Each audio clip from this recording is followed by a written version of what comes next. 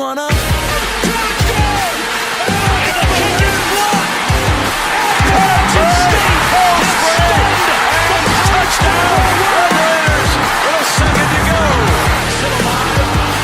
Loses the football. They hand it off to Johnson. Boise State has won the Tostitos. He's going for the ball. He's into the line.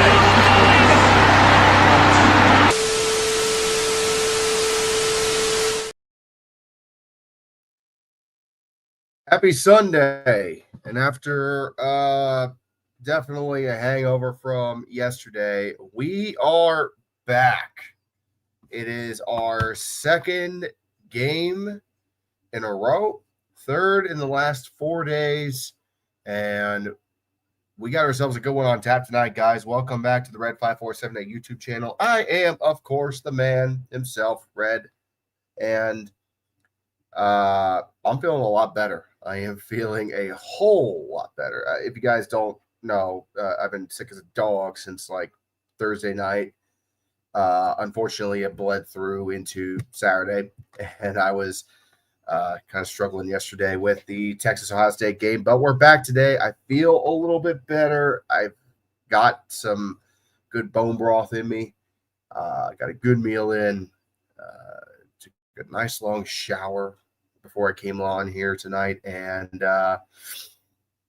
yeah, it's going to be a good one. There might be the occasional camera stoppage where I turn the camera off for a second so I can clear myself out, and you guys don't have to hear or see that. But other than that, we're all set to go. As usual, I'm going to go ahead and just do a quick shout out to our Patreon backers. Let me get that pulled up. Come on, there we go.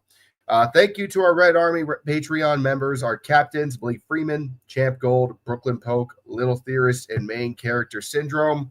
Our sergeants, Jonathan Peck, TJ Stanley, Anthony Brown, Edgar Carter, Cameron Smith, Roger Hughes, and No Edom on Sandwiches. Enlist today at patreon.com/red5478 if you want to get your name featured on this list, as well as get access to exclusive perks, including the Week 1 Chaos video. That Week 1 Chaos video will be dropped tomorrow on Patreon and Tuesday on YouTube. So if you want early access to that video, along with other future uploads, go to patreon.com/red5478. Now, a lot happened yesterday that I have not been able to talk about quite yet. And as usual, we got the score scrolling on the bottom. That's going to catch you guys up from Saturday if you haven't already. We have one game that already took place today that I might not catch. Virginia Tech got handled by Lenore Sellers and South Carolina. So the expected result was expected, and that's what it happened. And I'm just going to go ahead and give my thoughts here because I'm not going to be talking about it in the Week 1 Chaos vid. That game was absolutely 100% the Shane Beamer Lenore Sellers show. That was a great performance by them, and I am just realizing that for some fucking reason my chat bot on this thing is working, but it normally don't. So what the fuck? You go down here. That's for gaming stream. I don't need you up right now. God damn. This corner. You get to go to the bottom right. Yeah, and so I mean, I didn't get to watch the whole game. I was busy handling some shit. Was working on the video for tomorrow. That's going out on Tuesday on YouTube. Again, Monday for Patreon. And from what I saw, it just Lenore Sellers doing Lenore Sellers shit. I think he's a Heisman dark horse if he just keeps it together in South Carolina, makes a run. We'll see what happens from there. I gotta watch the highlights and do a little bit more reading on to get a full thing of it. But South Carolina, from what I saw, they look pretty good. Now, this game, this fucking game. This is a rivalry that goes all the way back to the 80s with between Notre Dame and Miami, back when both teams were at their absolute zenith, when Catholics and convicts was printed on a T-shirt, and that became what this game is known for. They're not the biggest rivals. It's more so like what both sides historically have been. Notre Dame, the historic college football blue bloods, multiple-time national champions, Catholic institution, religious institution, seen as pure. Miami, they have, for better or for worse, always been seen as the bad boys of college football. And that, that's why the name Catholic versus Convicts came out, because a Notre Dame kid printed that on a T-shirt and called Miami basically a bunch of convicts. I don't agree with that. Obviously, with the Miami of today, and I don't agree with the Miami of back then either. Like, everybody on those old Miami teams, if you go back and you watch the documentaries on the U and the U 2.0, there was always a little bit of shit that we were going into, or they were going into, but that's how it was. And it's not just like that name sparked the rivalry. They already hated each other. They traded wins and losses in the 90s. Like, Miami would upset Notre Dame, and then Notre Dame would upset Miami, and then it would just go back and forth. I know, American Swan, I see your comment. Kids today probably don't care about this rivalry anymore. Not necessarily. I think kids today just don't know what it was like back then. And I, to be fair, was not around when this game was played at its height either. I was born in 95. The last time they played when they both were at their peak was in the early 90s. If anybody's read, but I know so much about it just because of my own personal college football research and watching the U docs. So I think the main reason why they didn't play more until Notre Dame got their ACC agreement, scheduling agreement, was simply just because it was more of the fuck you, I don't want to be around you kind of hatred they had for each other, not the this is great for the fans, let's keep hamming it up kind of hatred. There's certain rivalries that are fuck you hatred, like Ohio State, Michigan, Duke, North Carolina. And then you got your rivalries like the $5 bits of broken chair between Nebraska and Minnesota that are just like tongue-in-cheek. But this game, it's a rivalry in terms of historical precedent. It's not so much a rivalry because of modern competition, although it can get heated. What do we got on tap here today in terms of rosters? So let's start with Notre Dame. Notre Dame, obviously the defending runner-ups of college football is coming in this season that are a transfer, including Malachi Fields, the transfer wide receiver, Jordan Faison, and Jaden Greathouse coming back at wide receiver for Notre Dame. CJ Carr, the redshirt freshman, is your starting quarterback for the Irish this season. And, of course, the returning running back, Jeremiah Love, and Jadarian Price back him up again this season. I think I got a feeling which way Notre Dame is going to go with their attack this week. And I'm pretty sure Jeremiah Love has a big part to play in that. No rivalry comes close to the Texas A&M South Carolina, the battle for Bonham. That's a rivalry? I'm sorry. I did not know that. Red, congrats on Ohio State beating Texas. That defense is legit. I was scared shitless. I kept myself reserved. I didn't want to say that Texas had like a real chance to beat Ohio State because our defense was questionable. I did make it clear, though, that I thought there's a lot of new talent on this defense. We have a new defensive coordinator in, Patricia. And I obviously, I was cautiously optimistic considering what Chip Kelly came in and did with our offense. Ohio State's kind of become kind of like the savior ground, the saving grace of old football coaches that need a rebirth. If you can go to Ohio State and run an offense, you're going to get a head coaching job somewhere else.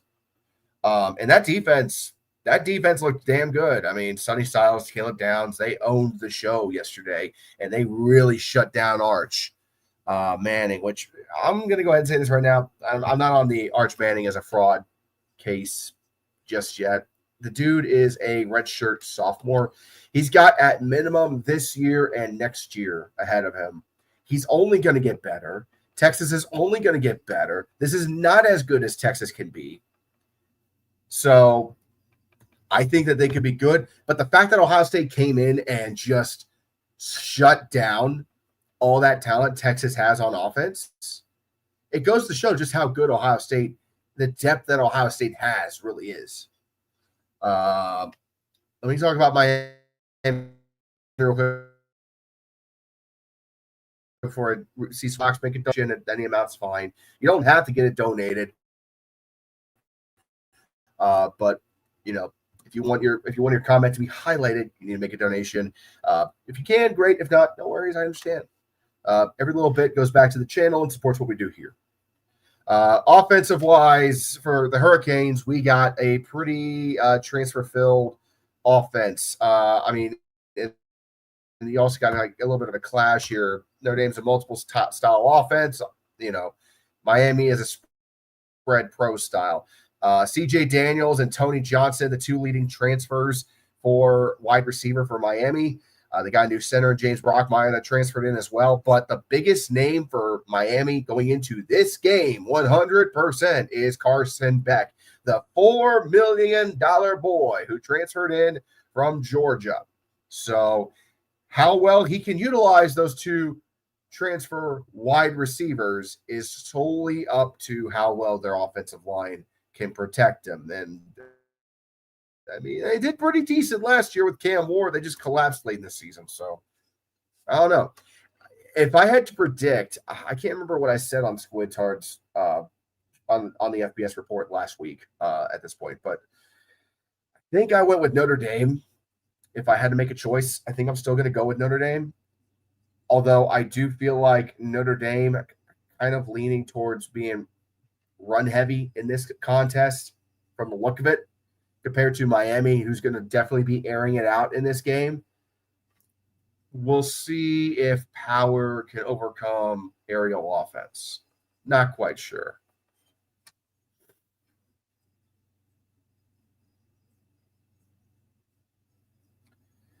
All right. We are a couple of minutes before the game goes live on ABC, and I think kickoff will be at 7:40. I don't know what the score is going to be. I'm going to say Irish win it, probably like 21-14. I'm going to just go like that. I don't think it's going to be precisely that because football never has no field goals, but I'm going to say 21-14 Irish. Hey, Red, guess what? LSU finally has a defense. Yeah, I'm going to say that a lot. I'm going to say that in my video that I'm going to drop on Patreon tomorrow and then drop on YouTube on Tuesday. Remember, if you want to see that video for Week 1 Chaos early, go to patreon.com/red5478. LSU finally has a defense. It's a fucking miracle. It only took them how many years has Brian Kelly been there before he got an actual defense? If I was in the SEC, I'd be shitting myself because LSU has always had a really good offense. No matter what, you go back to the Burrow years, and then after that, their offense has always been pretty decent. The problem has never been the offense for LSU. It's the defense that's lost them games time in, time out. Dustmeyer can come in, throw up 40 points. Defense gives up 45. So we'll see. I'm happy for LSU. I'm not happy that I got to say that Brian Kelly did a good job because I'm not a fan of him, but I did watch a little bit of that SEC doc on Netflix recently, and I see why Notre Dame hired him. He's just a good old Boston Catholic boy. 2019 was the last time LSU had a good defense. Yeah, that's also when you won the Natty. So, yeah, newsflash for those of you that maybe don't know this for some reason. You need offense and defense to both be good to win games on a consistent basis. You're going to get away with having a better offense and a bad defense for a while, but it's going to catch up when you can't just keep scoring on offense. So, South Carolina versus LSU is going to be an absolute dogfight. I think LSU might have the edge in that one, primarily because I don't know how good. I could say for a fact that LSU has a really good defense because they shut down Cade Klubnik and the Clemson offense that was considered potentially one of the best in the nation. Whereas South Carolina, they did pretty good shutting down Virginia Tech. I know that they gave up a safety randomly at one point in the game. But, they did overall pretty good. we'll have to wait and see. I got to see more to start making bold predictions. I'm going to try to reserve myself so I don't have to come back and keep eating plates and plates of shit like I had to this past week or yesterday, because good Lord, I was so wrong on so many. The show with FBS Reports going to be on Tuesday this week to accommodate the North Carolina TCU game stream that I'm going to make. So we're going to do the FBS report on Tuesday. Not to mention, I think Squid could use the extra day of not being interrupted with all the shit he's got going on.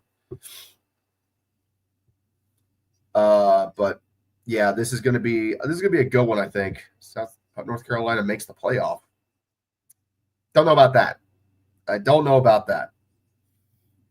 You're at best going to see one or two teams from the ACC come out, and I highly doubt North Carolina is going to be one of them. I mean, just look at the ACC as a whole. Florida State just showed that they're right back in it now for the ACC title after beating number 8 Alabama. SMU beat up God knows, I think it was East Texas A&M last night that they beat up. Miami, we'll see how good they are against Notre Dame. Clemson, just because they lost to LSU doesn't mean they're frauds. Just means they got beat by a better team. Because LSU is apparently the better team. It just means that I don't know. I think only one team makes it from the ACC to the 12-team playoff this season. And that's primarily because I think the ACC is going to cannibalize itself. So only the champion is going to get in. That's just my prediction. I could be wrong. I could be totally fucking wrong. But we all know how weak this conference has been for a long time. I'm not going to start thinking that they are a better conference now until I see more. And there's a lot more that I got to see here. So, North Dakota State beat the Citadel 38-0. Yeah, the Citadel's been a military school for a while. They've always been a military school, I should say. I made a joke about them in my upcoming video about Texas A&M because unsavory reasons. I'll say that for now. They've had a kind of a color. No, they've had kind of a bad, not so good history for many reasons. So we are live now on ABC for this game. Again, CJ Carr is going to be the starting quarterback for Notre Dame tonight, his first career start.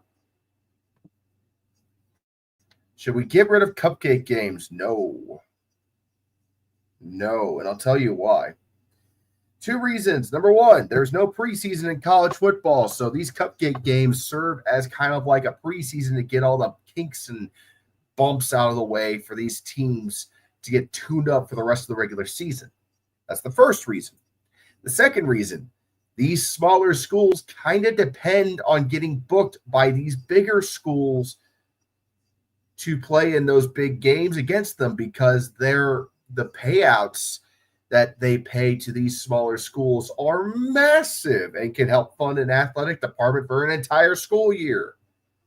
I don't know what the payout is for Ohio State against Grambling State. Yes, HBCU Grambling State next weekend. But I know Ohio State's paying a fuck ton for Grambling to show up to get their asses kicked for 3 hours for a great big amount of money. You need to have those games because they serve a purpose that's good for both the big conference, the big division school, and the smaller division school. It's not like we're asking Division II and Division III to come up and play Ohio State. I'm not asking Wilmington College to show up at the Shoe on Saturday from the Ohio Athletic Conference. No, you're asking for teams in either the Group of 5 or FCS, and that's all still technically Division I. It's a different level of Division I, but it's all Division I. So there you go. I think it's a good thing. I just don't like when you're doing more than one. I think you should have only one game like that, personally. And then the rest of your non-conference games that you have should be against a quality opponent. So, for example, if Ohio State has to play one school as a non-conference, okay, play your Mac Ohio or your Grambling State, but don't schedule for the other. That's what I'm going to say.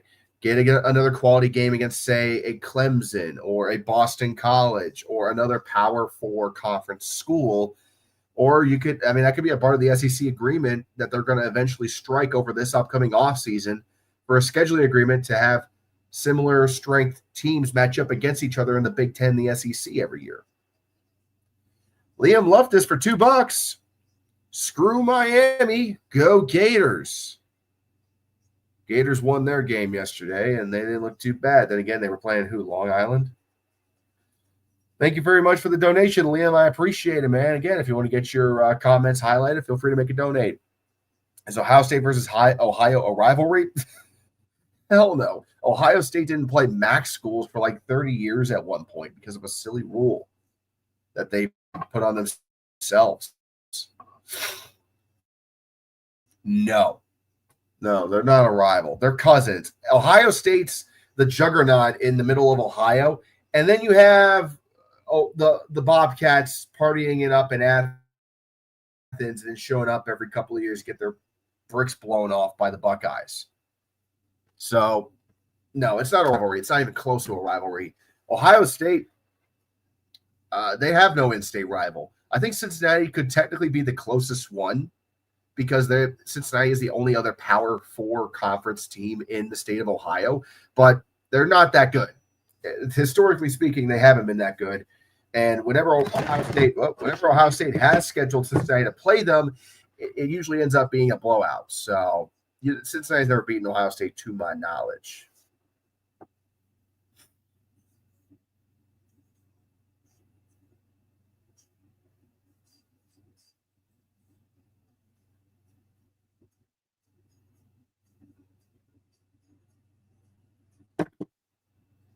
Isn't Cincinnati near Kentucky? Yeah. If you go to Cincinnati, you got the Ohio River that runs underneath of it, and then coming to Kentucky and Newport, Kentucky are like right underneath of it. So it's right there on the border. Fun fact, a lot of Bengals fans, I'm a Bengals fan, are not Ohio State or UC fans. Like, you get a good chunk of Bengal fans that are UC fans, but the ones that aren't UC Cincinnati fans, they're fans of Kentucky or Louisville. It's weird. Mainly because of their basketball programs, to be honest. So, got Jimmy Johnson doing a sideline ritual. Miami brought home their golden boy, Jimmy Johnson, to open the season, and we're about to get underway, it looks like. As kickoff was slated officially for 7:40. And I think we are ready to go. So, who is going to get the ball first? It's a little wet in Miami tonight. It's a little wet. Oh, we also got some Hall of Famers on the sideline as well, including Ray Lewis and Devin Hester for Miami. Jim Kelly as well.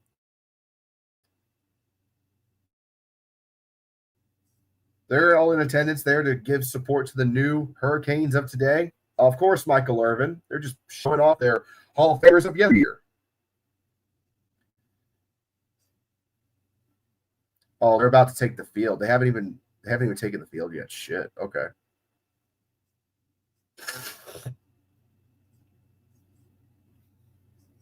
Jimmy Johnson was doing the Hurricane side. Simon, let's face it, he's the real reason why Jerry Jones has his inflated ego. Abso-fucking-lutely. Not by his fault. Dude was just doing his job. But, yeah, that's a no-brainer. Waiting for the Irish and the Hurricanes to come out. Hurricanes coming out through their fabled smoke. I don't know about y'all, but I hate that they play at Hard Rock Stadium. They should be playing they should still be playing at the Orange Bowl, the old OB as they call it. The fact that they have to play at Hard Rock Stadium is a travesty because the OB was one of the last stadiums that the bowl game reflected its name. I know they moved the Orange Bowl years and years and years ago from the OB to Hard Rock because it's a newer stadium, but still, like, they should have protected stadiums like that. The merging of college to the NFL just doesn't work. Like, you got all these dolphin colored seats everywhere, and then you got the Hurricanes just running onto the field. It's been raining all day in Florida today. Yeah, I saw in the pregame when Marcus Freeman was getting off the bus and walking to the locker room, it was pouring. So, like, it's been wet all day. And the Hurricanes are taking the field as they run through the smoke.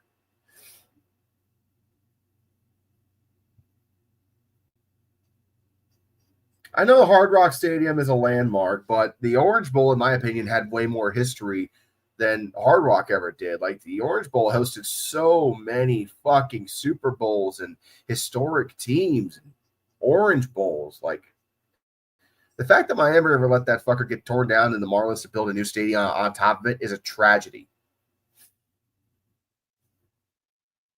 And here come the Irish. They are taking the field.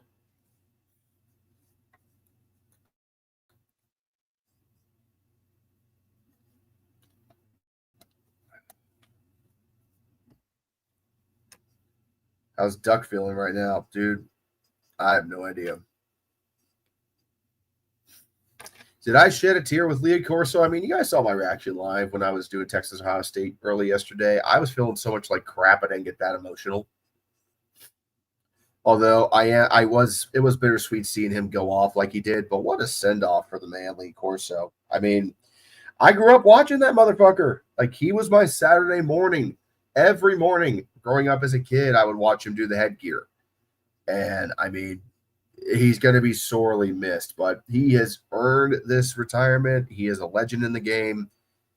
I also think he should have retired 3 years ago, personally. He's been really struggling the last couple of seasons doing College Game Day. And I'm glad that they decided the biggest game of the regular season, the week 1 opener at Ohio Stadium, he was okay with it being his last, because no shot I think he was going to do more than half of the games for College Game Day this year. No shot.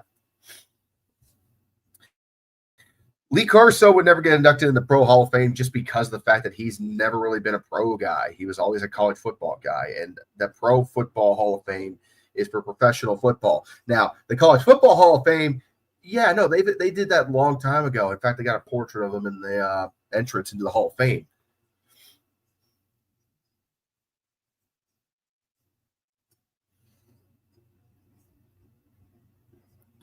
All right, they're doing the coin toss now, man. We're waiting a lot here. So let's see here. Hurricanes won the toss. I don't know what they elected to do because they can't cut away. They cut away, and I got to keep the volume somewhat low.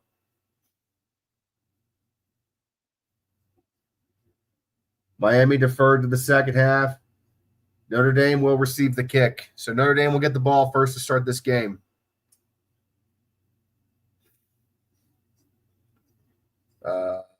All right. Well, Lee Corso, college football's John Madden. Yeah, that's a good comparison. I think that's a very, very good comparison. Lee Corso was to college football what John Madden was to the NFL. That's a fair comparison.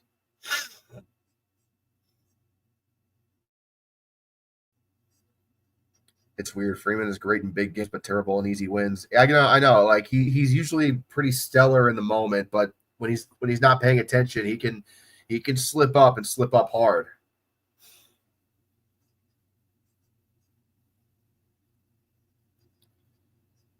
I don't know about that. My generation was the last to get up and enjoy cartoons and imagination. Man, everyone waxes nostalgia about my generation. Like, okay, my generation got to do this. Y'all got to grow up with touchscreens and the most advanced technology in the world. I grew up listening to a Polly Pocket commercial in between my SpongeBob cartoons every morning.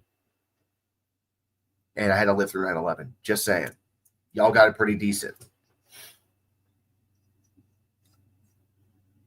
I mean, everyone likes to be nostalgic until you actually face the reality of it. And the reality is that everybody has their own ups and downs growing up. But enough of that, because it is still raining in Miami and we are ready to go. The rivalry is renewed, and we are about to kick this ball off and get underway here in Miami.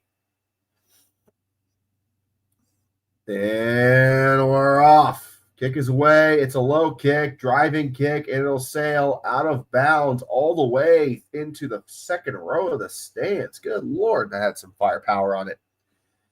And here comes CJ Carr and the Irish offense out to the field to start it off from the 25-yard line.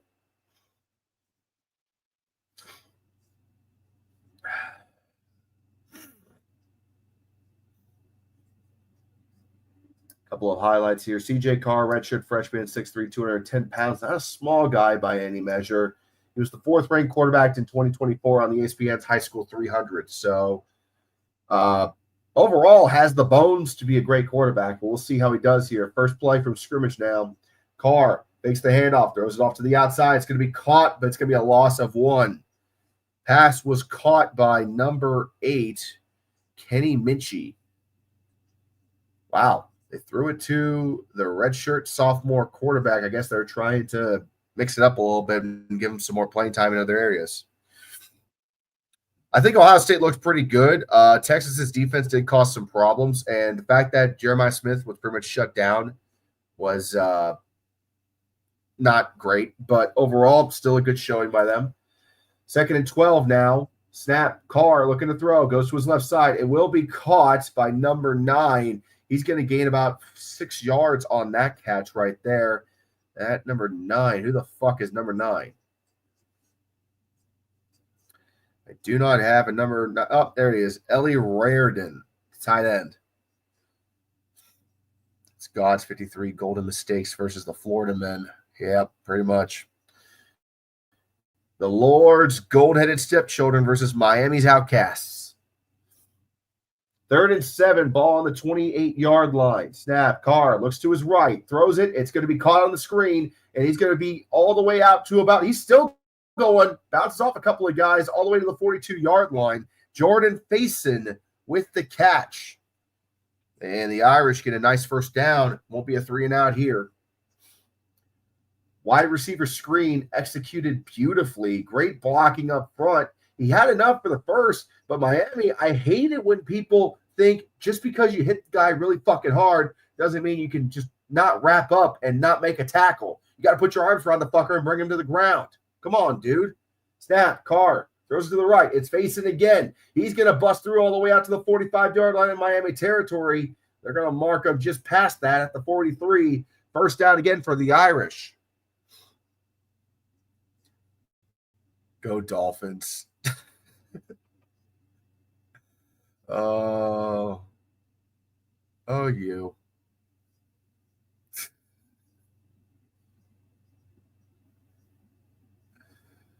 All right. First and 10, ball on the 43-yard line. Snap, handoff at the middle. That's Love, and he gets only 2 yards on the carry. I'm actually surprised to see that CJ Carr is getting the reps to throw early. I guess Freeman trusts him. Joey Aguilar looked great for Tennessee. He absolutely did. I knew he was going to look good. You could tell right away from his time with App State that he had the potential to do something with his career. Just need to get in the right system. 2nd and 9, Carr rolls out to his left, fakes the pitch, throws it over to the left side, and it is incomplete. Pass intended for Love. 3rd and 9 coming up here. Liam, I've always had a soft spot for Notre Dame. Mother and aunt are University of Florida alums, but are Roman Catholic. I mean, I grew up Roman Catholic, so I mean that's fair. I think most people that grew up Roman Catholic are like automatically going to have a soft spot for Notre Dame. That hardened for me a long time ago.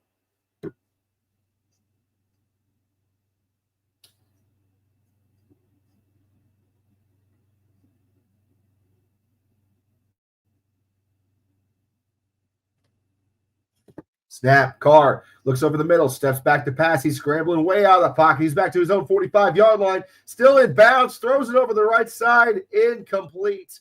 And that's going to be a punt situation coming up for Notre Dame.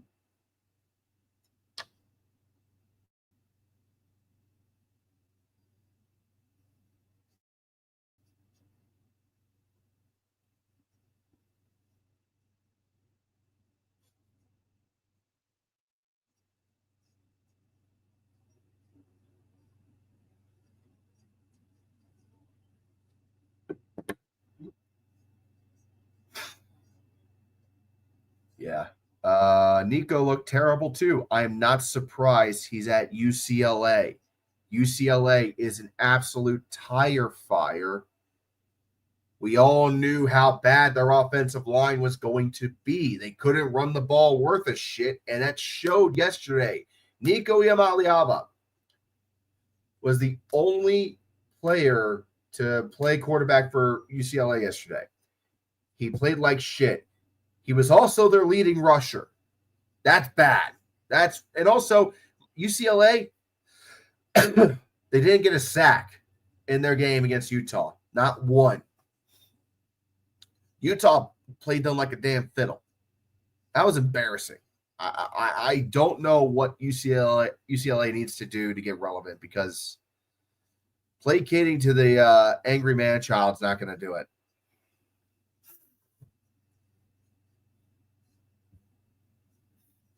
Notre Dame were America's team in the 90s compared to the Cowboys. Well, I mean, there's a lot of comparisons between Notre Dame and the Cowboys. That's why I said so in my Notre Dame video. Notre Dame has not been relevant since the Cowboys won Super Bowls, when Lou was running the show. Dame is going to be like Texas after the Rose Bowl win. UCLA fans deserve better. I agree. 100% I agree. College football deserves better. UCLA, when it's good, means college football is good. Excuse me one second.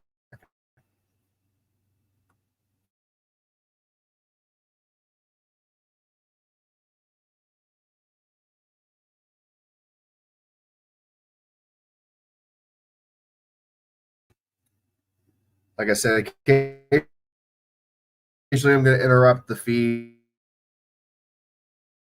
so I can clear. All right. Let me get this back to that. Okay. At least Notre Dame didn't trade Micah Parsons to the Packers. Yeah, no shit, right? That still is the dumbest trade I think I've seen in quite a while, NFL-wise.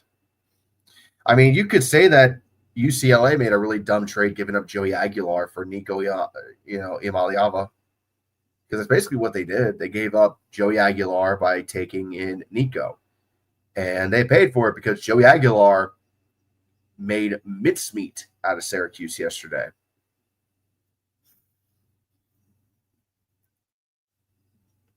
Yeah, I know. Like the Rose Bowl is a beautiful stadium. That stadium needs to have a good team. The fact that it doesn't is sad, man. It's just sad. Like it doesn't even get half filled most games when UCLA is playing. They tarp off one of the end zones when UCLA is playing because the fans don't come to the games anymore. They're in deep shit. No, come on. When Tulane played at the Superdome, man, that was extreme. I hated that. All right, so Notre Dame's going to punt on 4th and 9 from their own 42, just too far away for a field goal, too close to, go too far away to go for it, too far away for a field goal. And it's going to be fair caught inside the 5. I mean, one could say, why don't you let it bounce? But there was defenders all over him because it was a short punt. So there you go. Here comes Carson Beck and the Miami Hurricanes. And we're going to see if the $4 million boy can get this Miami offense rolling just like Ward did last year, Cam Ward. When he made his run to try to win the Heisman, but got knocked away by Travis Hunter. To be brutally honest, I don't think Cam Ward was going to win the Heisman, even if Hunter was still in the race. Genty would have won it last year. All right. So here we go. From their own 5-yard line, 1st and 10 for Miami. Beck sends him out in motion. Snap, hands the ball up the middle, and it's going to be about a 4-yard gain. Let me see who the number is. Number 2, Jordan Lyle on the carry there. The other player on the depth chart, number 1 running back, is Mark Fletcher Jr., but Jordan Lyle is out there first. Guess he did better in practice this week. I don't know. 2nd and 5 coming up. from the 10. You got a tight bunch formation on the upper side of the screen here. Back, looks to his right, then looks over the middle. Thrown, caught at the 24-yard line. First down. Josiah Trader, the sophomore wide receiver, with the catch. And this is kind of what we expected Miami to come out with. They're going to really use Beck's strength at quarterback. Trips bunch wide receiver formation on the bottom. Fakes a screen on the south side. It's going to be thrown and caught by number 7, C.J. Daniels. It's out to almost 30-yard line. And Miami has a little bit of tempo coming up here. The rain isn't slowing down the passing attack in this one so far. This is Miami's 100th season. Yeah, that's true.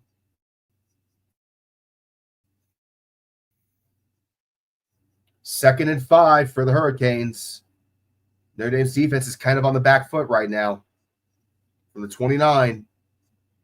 Snap, back, hands it off at the middle, back to Lyle. He's going to chug his way forward, and he'll get the first down. He's brought down at about the 34-yard line. So Miami off to a very fast start.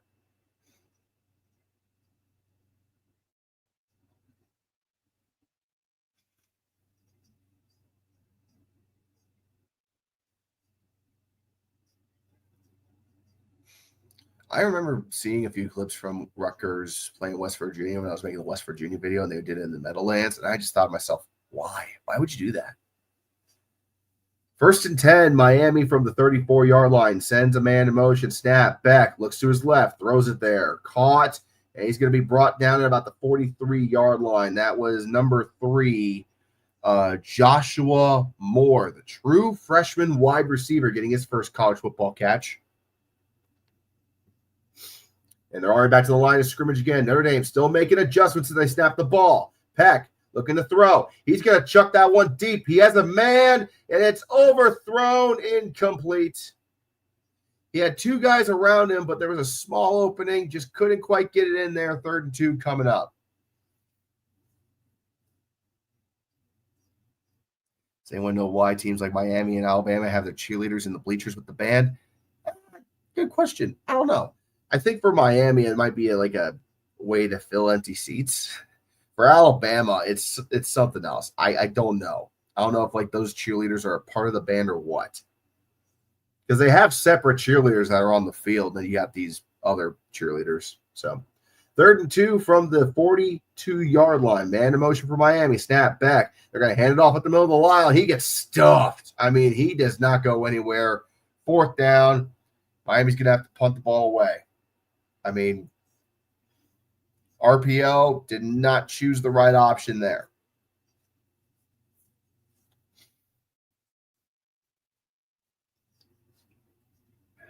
Did not choose the right option at all. Yeah, HBCUs get down with their cheerleaders and the bands. That's a different kind of thing altogether, though. HBCU bands are a different breed. Punt is away. Excuse me, I'm allergic to bullshit. It's being returned from near the 20-yard line. That's about as far as he'll get. Down about the 22. Welcome to Bitch Bowl. Thanks, Health. Appreciate that.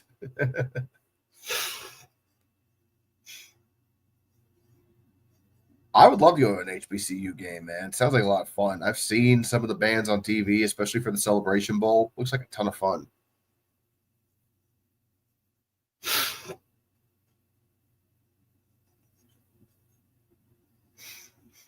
All right, I'm going to do a quick step out for a second. I'll be right back, and I'm just going to grab a bottle of water, okay?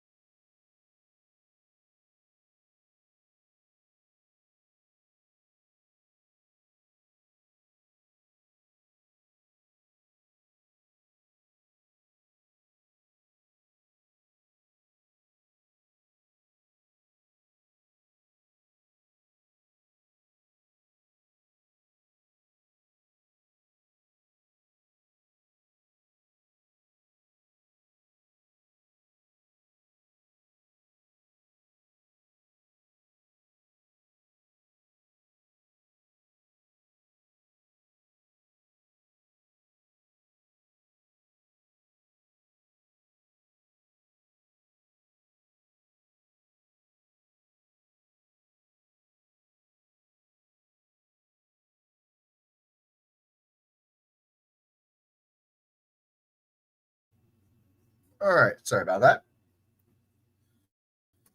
I'm going to be stepping out from time to time to get some more water to keep my voice hanging on.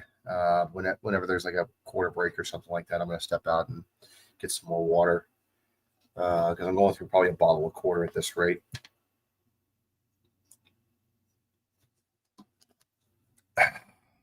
God, I hate that I got sick right before week 1 started. Good fucking Lord. Just my luck. Okay.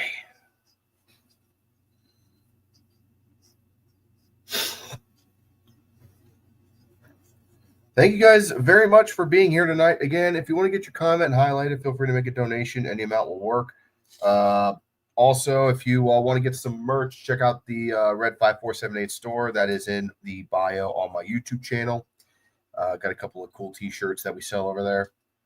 And then if you want to get your name featured in my videos as a member of the Red Army, you can go to patreon.com/red5478 and become a member there. Also, Patreon members will be getting the ability to watch tomorrow the new YouTube video tomorrow, while the rest of YouTube's going to watch it on Tuesday. So, all right, we're back from commercial now, and the rain is just is going to keep coming down. It is coming down pretty good right now. 1st and 10 for the Irish at the 22-yard line. Man in motion for the Irish snap. Carr looking to throw. He'll dump it off to his right side. It's going to be caught, and that wide receiver's just gobbled up immediately. Malachi Fields, there was a fumble. We got a fumble. Are they going to give it to Miami? Was he down? Sure, it looks like it. It's a fumble, and Miami recovers. Holy fucking shit, what a play. Hey! The people have spoken, and they say you suck. Malachi Fields caught that ball, made a turn upfield, and then got walloped, and the greased pig just slipped on out. That is the one thing about playing in these conditions in this muggy, wet Miami field. The ball's going to get slippery in a hurry. I don't care how much you condition the ball in the preseason. It's going to get slick.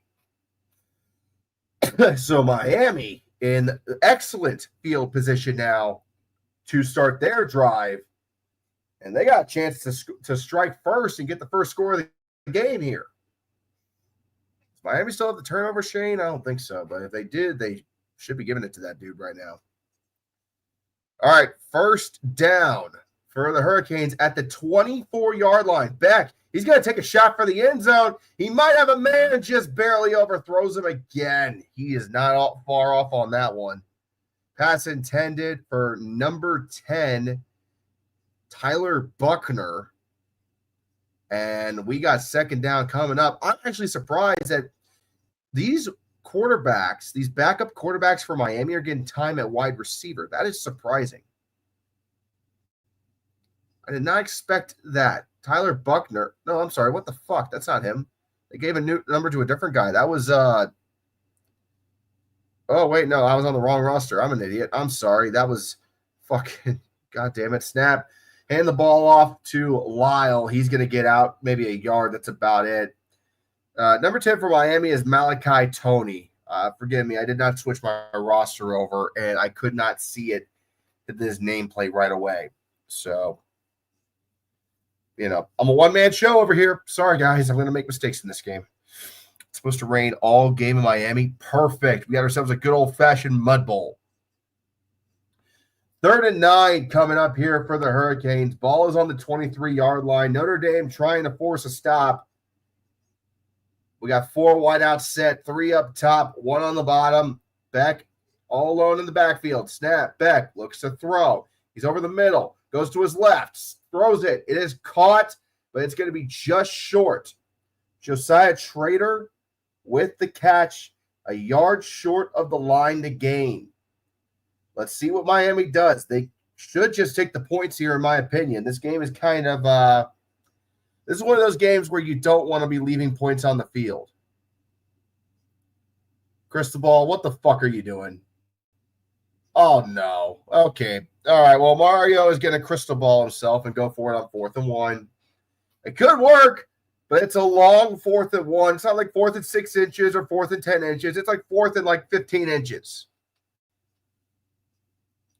And they're in shotgun. Why are you in shotgun? Do a power formation. Snap. Hand the ball up in the middle. They get the first down. It works. Mark Fletcher Jr. I would not have gone shotgun formation. They relied way too much on their line there. But you know what? It worked for Miami. So, hey, there you go. Surprisingly enough, it worked. They just sent Fletcher up the middle, and he just got it. So there you go. So fresh set of downs for the Hurricanes now. 1st and 10. They are at the 12-yard line, deep in the red zone. Man in motion, snap, back, hands it off at the middle to Malachi. He's going to take it all the way inside the 10. He's out to about the 7 or 8 yard line where he'll be brought down. Sorry, not Malachi. That's Fletcher, Mark Fletcher.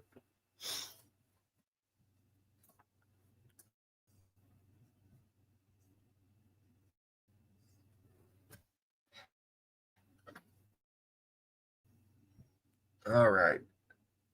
2nd and 5 coming up for the Irish. Inside the 10-yard line now. They still have a line to gain here. It's not to goal. It's 2nd and 5. The first down marker is on the 2-yard line.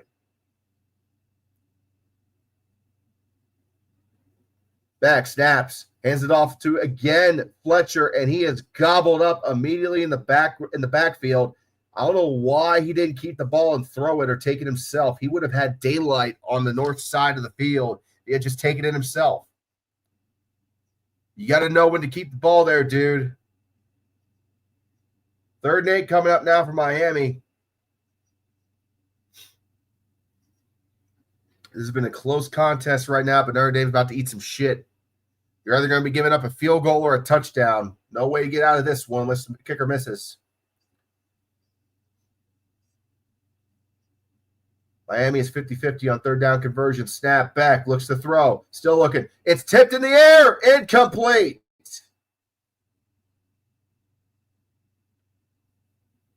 Beck had a guy go right up into his face. Notre Dame sent the house on a blitz, and they paid for it. Miami paid for it. It's going to be a field goal attempt coming up.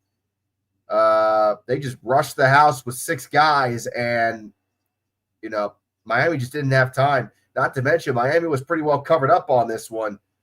You might have had the opportunity to get it off to Emory Williams. He looked like he might have been open in the corner, but not enough time. Carter Davis out to kick the field goal for Miami to get a 3-0 lead here. 28-yarder, should be a chip shot.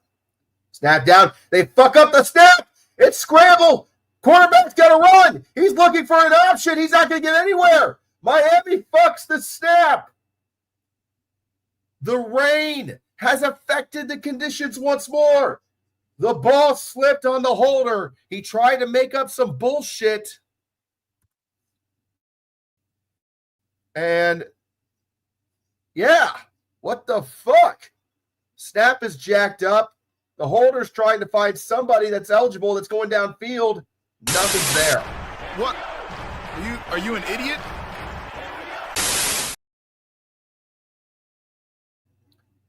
So both teams making critical mistakes early in this one, and that's the conditions. It's pouring rain. It's looking like what it was in Ireland, man. It's pissing rain in Miami, and that stadium roof they have is only really helpful for the fans and attendance.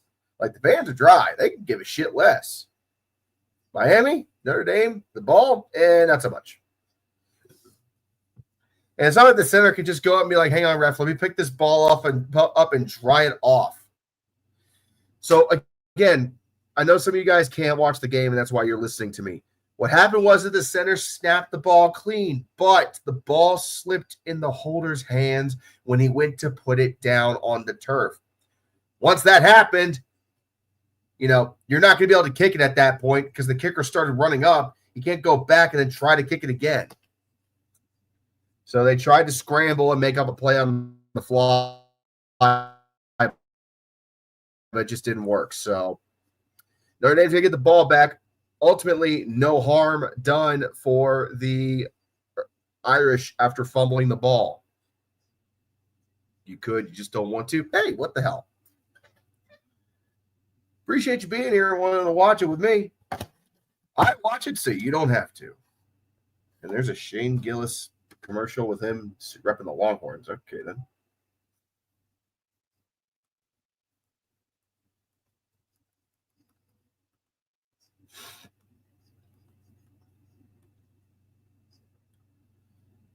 It's Iowa State versus Kansas State all over again with the fumbles. Yeah, I mean, the rain's going to do that. Some of you guys are not putting enough weight into how much the elements can fuck up the, how this game is going to roll. Sorry, I'm trying to get my stats to load up, and it's not wanting to do it. So just bear with me a moment.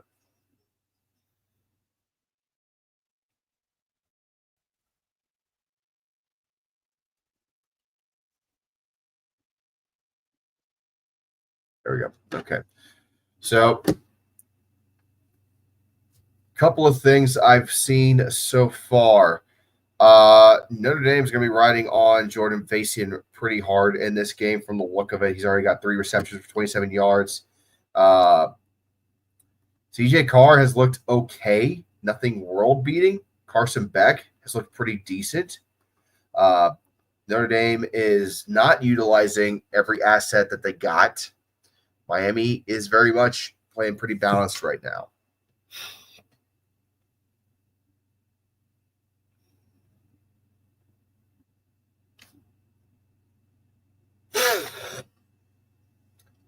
Northwestern got ass blasted by Tulane. I guess it's what they get for not letting Tulane honor Katrina victims by wearing white. Well, the other reason is that when you wear dark colors in a hot ass place like New Orleans, you're gonna sweat more and get weaker quicker.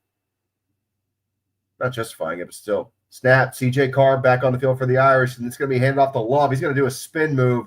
He's going to break it all the way out to about the 28-yard line. Going to be second and short coming up here for the Irish. The NFL's back in 4 days. Thank God. Cool. Good for the NFL. We got college football. I guess I'm too mean towards God's 53 illegitimate children. No, not really. There's more than 53 of them, by the way. There's like 100 or something of them. Second and 2 now for Carr. Shotgun formation snap. Hands the ball off to Love. He's going to chug his way out for about 1.5 yards, 2 yards maybe. But he's still short of the line of gain. Going to be 3rd and inches coming up here from the look of it. And it's going to be one of those games where it's just going to be knock down, drag out. Whoever makes the fewest mistakes probably is going to be fine, kind of thing. So we got 3rd and 1 for the Irish at the 29. Snap, Carr. He's going to step up in the pocket and get walloped immediately. Nobody had that guy covered, and a sack within 2 seconds. This ain't no ballet, motherfucker. This is for real. Come on.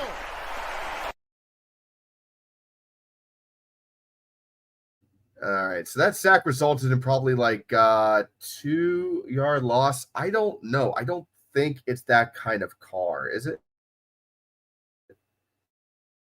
Hang on.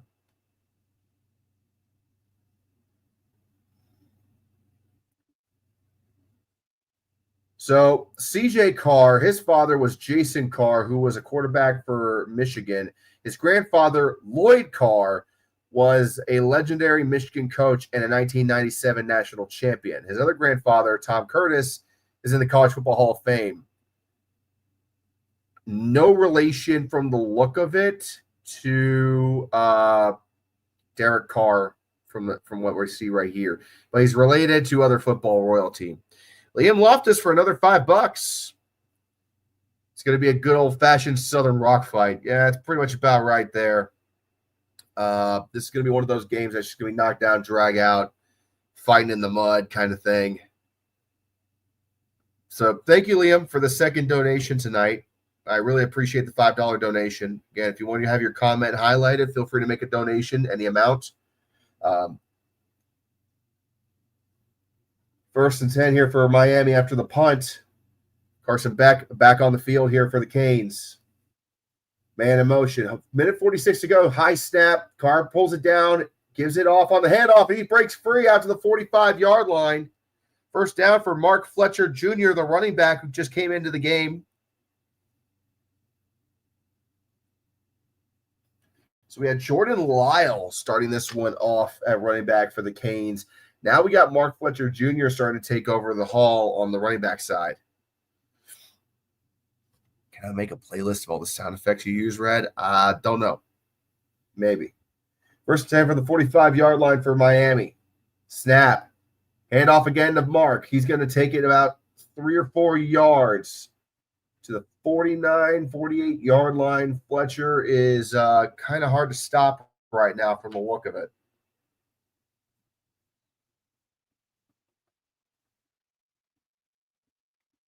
How's that karma taste, Nico? Yeah, for real, right? This is what happens when you do stupid things and you get stupid prizes. 2nd and 7 for the Canes from the 48. High snap again. Beck tosses it to the wide receiver, and it's going to be dropped, but they're going to call that pass incomplete from the look of it. Never had possession. The second snap in a row where Beck had to field a high snap. I think I said Carr on accident. Carson Beck. That's probably why. Beck had to field 2 high snaps in a row, so the center needs to adjust. The ball is slick. This field is slick. It is raining. It is wet out there. 3rd and 7 coming up for the Canes. Tight formation for Miami. Snap. Back to pass. He's going to throw it to his right. It's going to be caught by Tony. He's going to get a first down a little bit more than that, all the way out to the 40-yard line in Notre Dame territory. As we are coming up under 30 seconds to go in the first. Let's see if they run one more play before the end of the quarter. Thank goodness you're not playing UCLA this year. Dude, that'd probably be a win. And you need those in the worst way.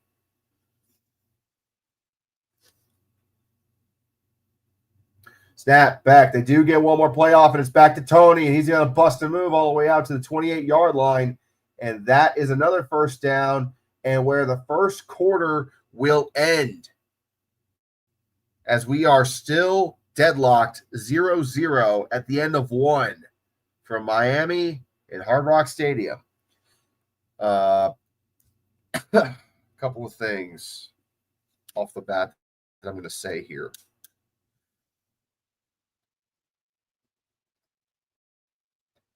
So I'll say this right now. The elements are playing a massive role in this game. The 2 biggest mistakes that have occurred in this game so far are because of the ball slipping out. Notre Dame coughed up a fumble after the dude got walloped and it slipped through his arms. And then Miami tried to kick a field goal and the holder just couldn't get a grip. It is soaking wet. Like, it's not like pouring like hard. It's just like that consistent, steady rainfall. Like, that's the worst kind, too. And you can't just go in there and expect it to, work for you 100% of the time. The center is even having problems getting the ball snapped to Carson Beck on that drive before the end of the quarter. A couple of high snaps that almost went over Beck's head. So the rain is proving to be a huge equalizer. So it's going to be really hard to gauge just how good one of these teams are over the other, because the field is wet as shit. The ball is wet as shit. It's raining, and it's also the first game of the season. So I don't feel like we're going to have a really good idea of how good one team is above the other when this game goes final. We're going to know who won, but I'm not going to say that who won is going to be, clear who is better than the other. As long as I'm reminded that the Noles ass fucked my team's biggest rival, no Bama fan will ever live to hear the end of it. I hear that. If only my team could beat their rival. Hear that, Ryan Day? Can you win against Michigan for once, please? Thank you. Is Florida football back? All of Florida or just the Gators? Because if you're asking if it's just the Gators, I'm going to say pump the brakes. Give me 1 second.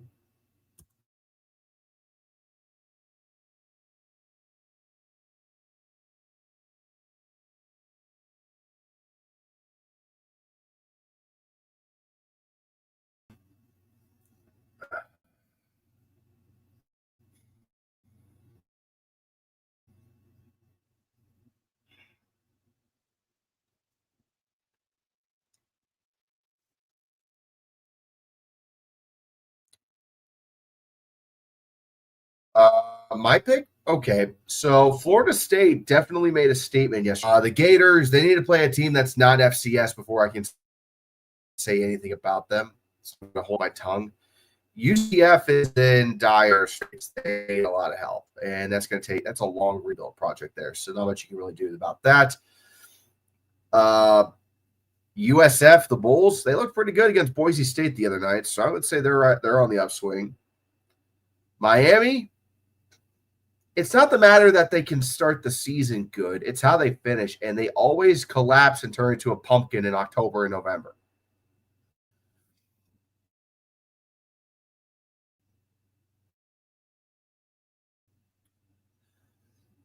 So I would say if you're a Gators fan, give it a week or two and then before you make any decisions. Beating up Long Island's not going to tell you who your team really is.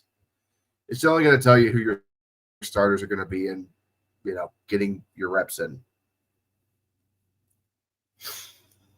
You've seen louder atmospheres in Oxford than Miami. To be honest, fair. Miami's actually won a conference championship in the last 20 years. What about you, Miami? No? Fuck you. All right. To be fair, I don't like either team in any way. So if you're a Notre Dame fan listening in, don't take it personal. I made a video about the Irish, but the Miami will get their due at some point. 1st and 10 now in the second quarter. Back's going to hand it off to Lyle, and he's only going to get back to the line of scrimmage. So second down coming up here for the Canes. A scoreless first quarter, which I kind of am not surprised by given the elements. We'll go over week 2 matchups here in a bit at halftime, I think.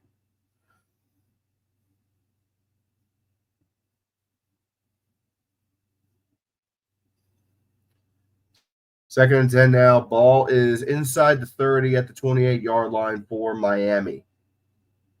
Back in the backfield.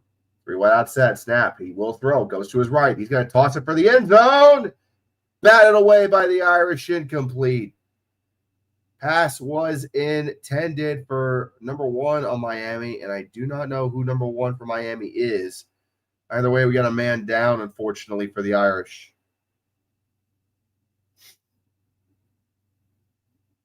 Oh, that doesn't look good. That does not look good. He is writhing in pain, and he's holding his elbow. That was Trader, the intended wide receiver for Miami.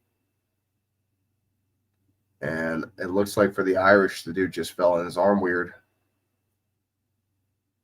Let's see here. Number 6 for Notre Dame's defense. It looks like it's Christian Gray.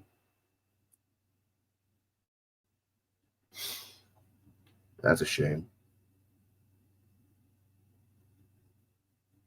God, you know what? I could really go for a beer right about now. I wish I wasn't sick. Let's see how the Dixieland destruction video is doing. Huh. All right, then. Big shout out to the Ohio podcast saying I outdid myself with that video. Thank you, guys. Appreciate you so much. Jagnol26. I remember when Jagnol made a video. I think it was him. I can't remember if it was him or somebody else, but that video. What'd you guys think of Dixieland Destruction? Y'all like my Alabama voice? Yeah, that there Galen DeBoer, he did not have that dog in him. No sirree. Shoo, everybody, they got stomped out like a bunch of maggots. That's how I did my voice. I tucked my cheek in like I was chewing on a fucking pad of tobacco. And then I just tried not to sound intelligent when I talked. I got a slight southern drawl with my accent already, so that kind of helps. That was fun. Making that video last night was a fun 4 hours of entertainment for me, because that was, at first when Florida State won, I was confused. I was like, well, fuck, what am I going to do now? I can't just stick to the soap opera theme. I thought about doing something like Beverly Hillbillies, or thought about doing something along the lines of another soap opera like All My Children and calling it All My Cousins. But I just decided, no, I need to peel away from soap opera, and I'm just going to go full redneck. So I kind of thought about it, and when I started laughing about thinking about talking in a southern accent with one dude named Cletus talking from the back, if I start laughing at my own shit, I know I'm putting it in the video. So, well, you're sounding better than when I last heard from you. So yeah, I'm feeling a lot better. I'm not as congested. I'm not turning off the camera every 20 minutes to clear my nose out like I was yesterday. I've been just trying to chill out when I can. My redneck accent's pretty good. Thank you very much there, partner. I do appreciate that. Just don't tell my mammy about that. She got dementia. I've spent way too much time mocking hillbillies and rednecks in my personal life, so I can pull off a pretty decent accent.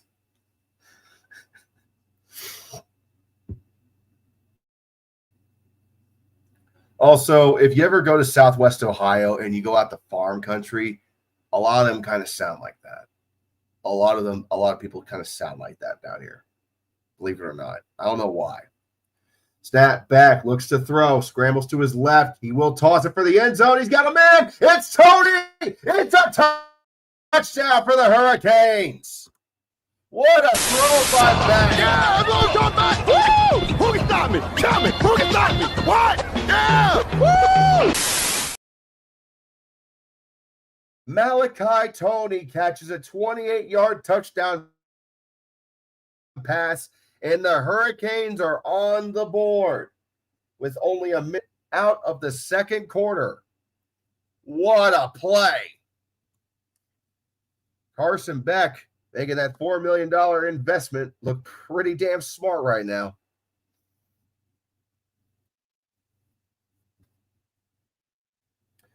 Kick is on the way. It's off, and it is almost hits the upright, but it is good. 7-0 Miami. What a play. Well done. Malachi Tony, I mean, it's just a simple post route. He didn't do anything fancy. He just ran for the corner. That's it. And the safety underneath didn't see him. Safety stepped up when he probably should have stepped back. He bit on the underneath route. That's what happened. Tony had no one in front of him.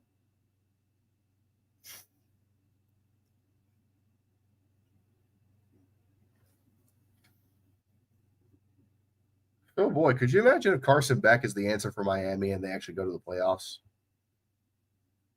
My redneck accent was legendary. Thank you. I hope I can bring that back out again very soon. That's a lot of fun doing that. I didn't even have to think. I was just saying a lot of stupid shit. Like, I didn't have to get analytical for that video or nothing. I love when I don't have to be analytical about a video and I can just speak and just not think about it too hard. Which you could be like, well, Red, why don't you just do that in every video? Well, I got a habit of where I try to tell a story with what I'm doing. So, and when you try to tell a story, you got to give context. And context is where you kind of lose it a little bit. But we're figuring it out. We are only 12 subscribers away. No, 22 subscribers away from 4,900. So we are 122 people away from getting to 5,000 subscribers. as that kickoff is going to be returned from the goal line out to the 15-yard line, and that's where Notre Dame will begin their drive. Not great field position.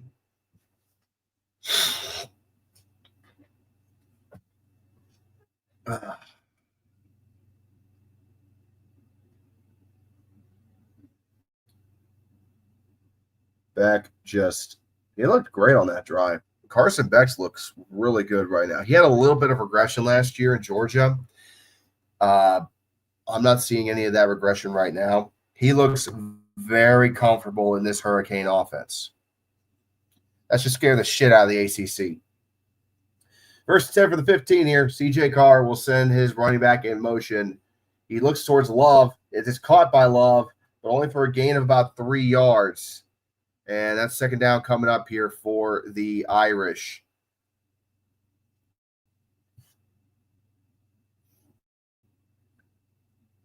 So far, Notre Dame's offense as a whole is not looking too good. They don't have the same flow that Miami has right now. Miami's offense has looked a lot better. They're a lot more balanced. Carr will hand it off to Love again, and he's going to take it up the gut for maybe 3 yards to about the 21-yard line. It's a third down coming up here, third and medium-ish. Can you make a video on Bobby Petrino like you did with John Cooper and released it the same day as the motorcycle crash? 2 questions. 1, when was the motorcycle crash? And 2, I'm planning on blocking Bobby Petrino at some point, but why like John Cooper? Because John Cooper stayed with one team for 13 years. Bobby Petrino surfed his way through college football. 3rd and 4 for Notre Dame at the 21. Snap. Carr looks to his left. He'll get it out, and it's going to be off the hands and incomplete. Pass intended for number 1, Jaden Greathouse. And that is a 3 and out on the Irish. 4th and 4 coming up.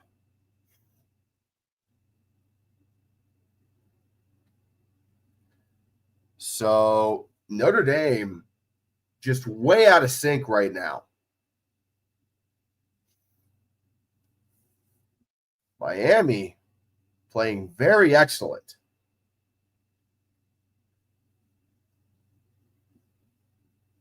It was on April Fool's Day, 2012. Okay, I'll try to keep that in mind. Fair caught at 34-yard line, so that's where Miami will start. One thing to kind of keep in mind, guys, with my videos, again, I'm one man with a phone. So I am making videos about as quickly as I can possibly make them. But the way I make my videos, the way I like to tell the stories, tend to mean that they're going to be longer and they need more research because they're going to be longer and I can't just bullshit my way through it. Like this weekend would have been a great opportunity to really work on that Texas A&M video that I'm working on right now. And I couldn't because of week 1 of college football. So obviously that's going to take precedent. Modern current events are always going to kind of be a little bit more urgent than long-term projects. And I'm trying really, really hard to get this video for A&M out in the next 2 weeks. We will see. I am not sure if that's going to happen. There's a reason for that. I'm not going to tell you what the reason is why it needs to be out in the next 2 weeks. But I'm trying. Going to be a lot of late nights this week, though. If I was smart, I would say never mind to doing the TCU game tomorrow night. But I'm not smart. So I'm going to stay up and I'm going to do that game too. Because fuck it.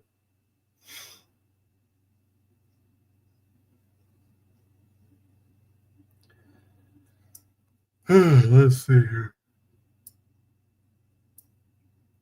I find it hilarious. I'm going to get political for a second, so forgive me. I find it hilarious how this one guy,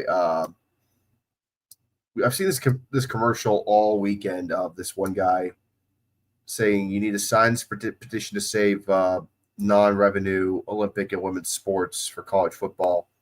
Like the government getting involved is going to actually do something. Newsflash, guys. The reason why we are in the state that we are in right now is because TV deals are allocated allocated to conferences and teams. And the conferences within NCAA, by law, are allowed to act as their own entities. You want to know why? Go look at the Supreme Court in the 1980s that ruled that NCAA had a monopoly over TV rights. Once that happened, I mean, it was a matter of time. I mean, it was a slow clock, but I mean, it was only a matter of time. If you want things to be fixed TV-wise, like the TV revenue needs to, you need to have more TV given out to the non-revenue sports. Like I saw today, a ton of broadcast coverage for the volleyball games that were being played today, and that's great. We need more of that. I want these non-revenue sports to get more attention because that's really the only way you're going to keep those sports alive if TV is going to be your biggest driver of revenue. Money talks, bullshit walks. And if you're giving out money, not just for football, but you're doing it for non-revenue sports, the non-revenue sports will survive. Now, you got to have people that want to watch it, but there is an audience out there for Olympic swimming and diving. There's an audience out there for volleyball. There's an audience out there for damn near any sport. There's some jackoff shooting fireworks outside if you're hearing the pops. Snap handoff up the middle to Fletcher, and he's going to get about 2 or 3 yards. There's a little bit of fisticuffs at the end of it. Nothing too crazy. Not to mention the rise of online streaming. I saw, like, Wilmington College, where I played college football, the Ohio Athletic Conference has a deal with Flow Sports that allows them to broadcast their games on Flow Sports. I thought about getting Flow just to watch Wilmington College football, but decided against it because I have YouTube TV. So snap back, drops back to pass, goes to his left. It's going to be tipped and almost caught, incomplete. Pass was intended for Joshua Moore, who's got 1 catch already tonight. 3rd and 8 coming up for Miami. Volleyball is a revenue sport depending on who it is. Okay, fair, but that's what my point. If you're not considered a revenue sport because you're getting TV deals to watch an entire conference play, if you're not getting revenue for that, it's not a revenue sport. Because most of the time I usually see it when the NCAA tournaments are playing. Snap back, drops back to pass, looks over the middle. He's going to take off and scramble for it. There's a flag down as he reaches for the first down marker. This one's probably going to be coming back, though.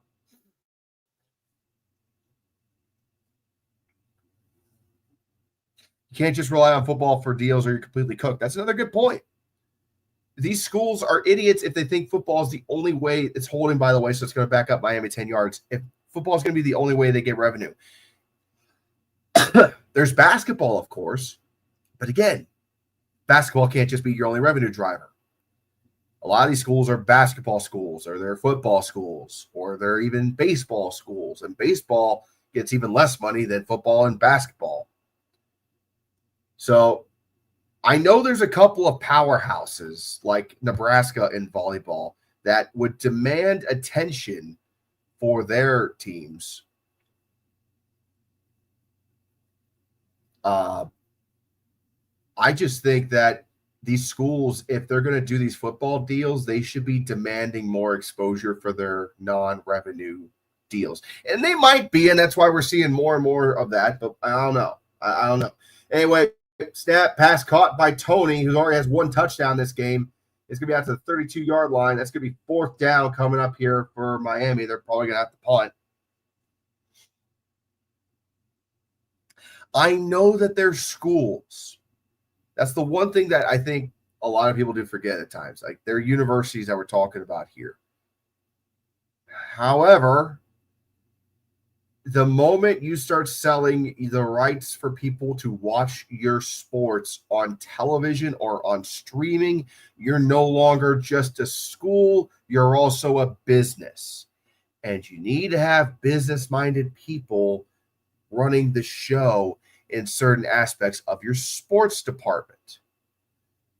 Punt is away clean, and it'll be caught at the 32-yard line where he is met immediately. I don't know why he didn't just fair catch that.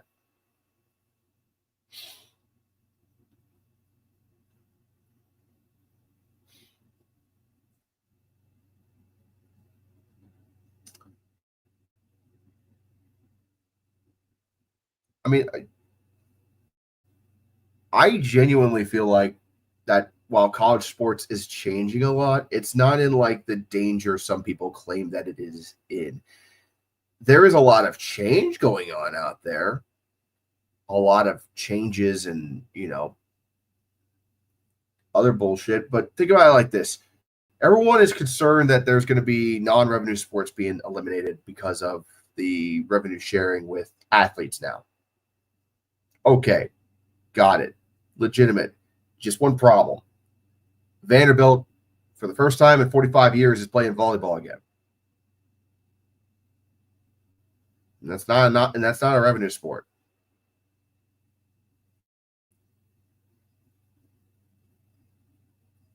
So make it make sense. Are you just lazy and don't want to budget, or are you actually having a problem? Because schools like Tennessee will give a talent fee out on their tickets to help pay for it. But if they actually shut down a program, is it because that it's not financially reliable to do so? Or are they just lazy and don't want to cook the books? 2 words, Title IX. That doesn't matter to me. Title IX is not the reason why the WNBA and women's basketball is getting more popular. Title IX is not the reason why volleyball is starting to get a little bit of a rise. It's deeper than that.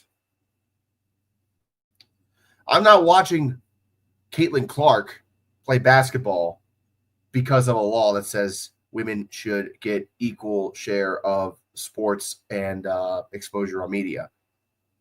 I'm watching it because she's pretty goddamn good. In my opinion, there's certain sports in this country that women are far superior at than the men's and are far more popular because of that, in my opinion. Volleyball would be one. Soccer is another. Just look at the U.S. women's national team. That's a pretty big, obvious one right there.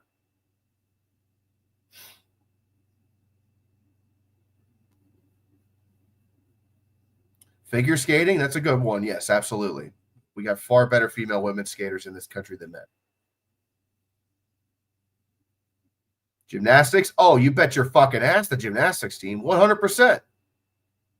The women crush it in this country. We can give a shit less about the dudes. They're just happy to come along for the ride.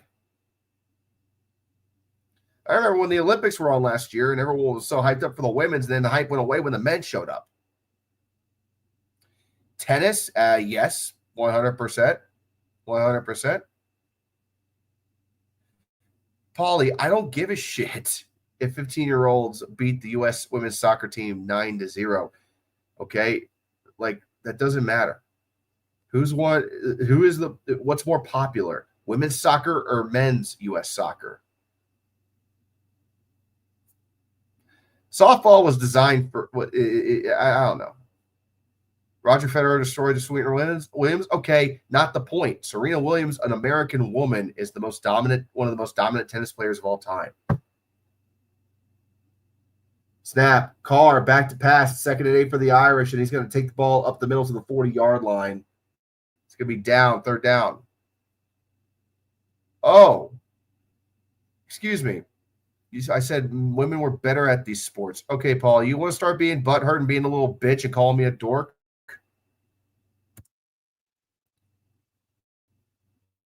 Yeah, whatever, dude. What the fuck ever. I'll see you. Get the fuck off my stream.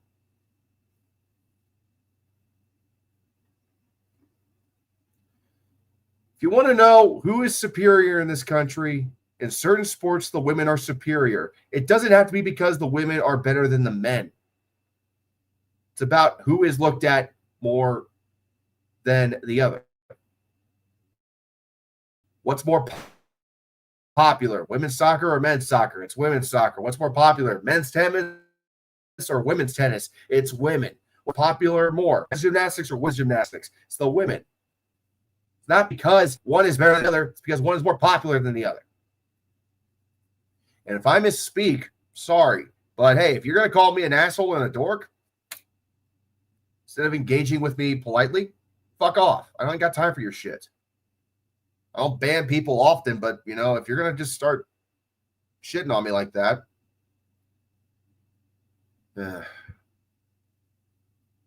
you can talk all the shit you want about teams and other people and, you know, athletes and yada, yada, yada. But if you're, the second you start throwing the insults, you're getting the hell out of here. I have a zero tolerance for people trying to be assholes in my chat.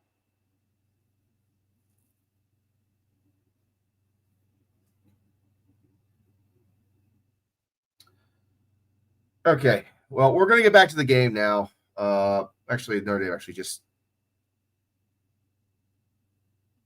I might remind you that the gap between men and women only really matters at the extremes. That's a fair point. Like, my whole point is this. Does it matter if who's better between Roger Federer and Serena Williams? No. It doesn't matter. It really just, no one gives a fuck. Like, it's curious. Like, sometimes you wonder, oh, you know, can a man beat a woman in a sport? Yeah, Billie Jean King beat a man in tennis once. Does it matter whether or not that happens on the regular? No, it doesn't matter at all. Well, what's more popular? What's going to drive the revenue? What's going to bring in the money? That's what matters when it comes to TV deals. Now, Notre Dame's got the ball on the 44-yard line. They just handed the ball off up the middle to Love, it looks like. No, I'm sorry, that wasn't Love. That was Jadarian Price on the carry, and he is going to be down for about a 1-yard gain.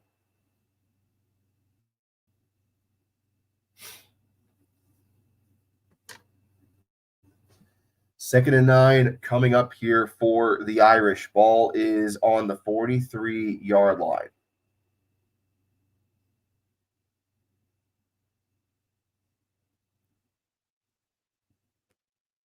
Snap. Carr looks to his right. It's going to be caught. It's going to be a first down. And the dude gets picked up and almost slammed at the 33-yard line. That was caught by Micah Gilbert.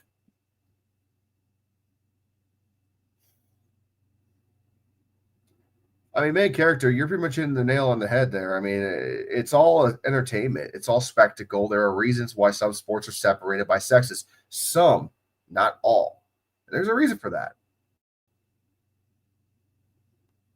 It's not because one is better than the other. It's because it's all entertainment. The other day, we're just doing in a broader sport of athletic entertainment here.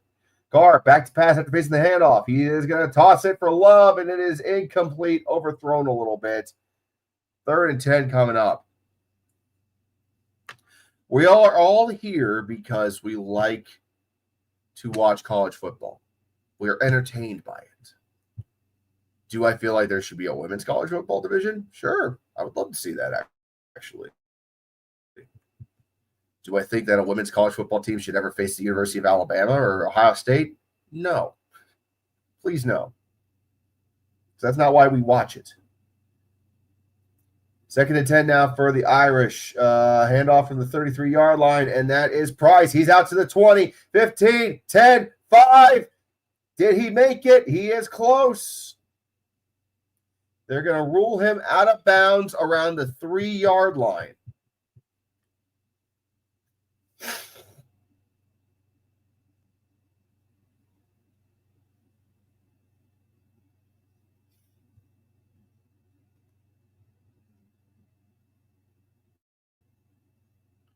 My point still stands. The more sports we get out there, the better, especially when it comes to the various teams out there. Agreed, completely. There's no better entertainment than athletics, period.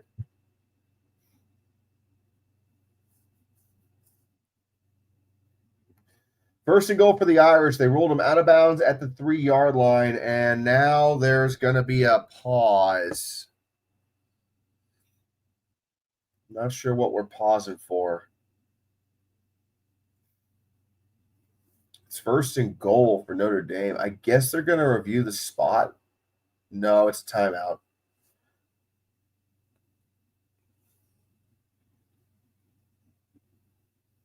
Miami has 1 timeout left. Notre Dame has 2 timeouts left. Thank you. I got my volume muted, so I'm not sure what's being talked about there, but damn it.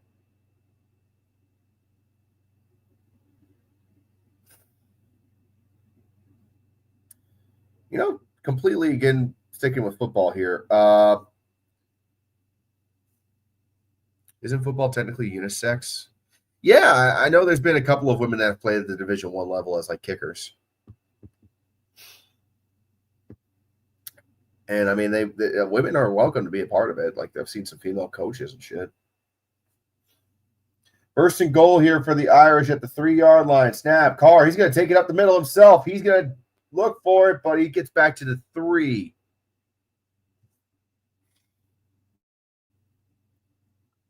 Women's flag football there. Okay, got it. Okay, yeah. Yeah, why isn't that a bigger thing? Women's flag football. That'd be great to watch. 2nd and goal from the 3-yard line.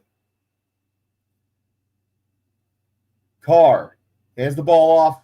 The prize hits fumble. Carr jumps on it immediately. The Irish recover. 2nd fumble of the game for the Irish, but they recover this one.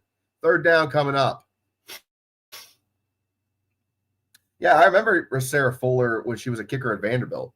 100%. That was a landmark moment. It's growing good. I hope that it gets to a point where the we can, have more exposure of it on television and streaming. All right, guys, we're going to get back to the football here. 3rd and goal. Ball is on the 6-yard line. Snap. Carr looks to his right. Scrambles out of the pocket. He's being chased. He's all the way back to his own 30-yard line, for God's sake. It's still looking. He'll toss it for the end zone. Caught. Touchdown. Irish. Micah Gilbert with the catch. We got a tie ball game. Yeah, everyone come back. Woo! Who can stop me? Tell me. Who can stop me? What? Yeah! Woo! What a play. Carr had to buy a lot of time with his legs, and it worked.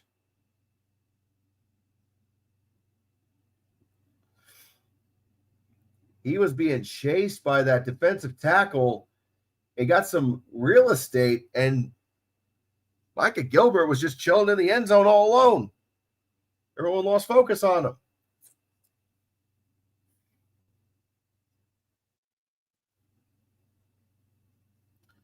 Kick is good, and we got a tied game.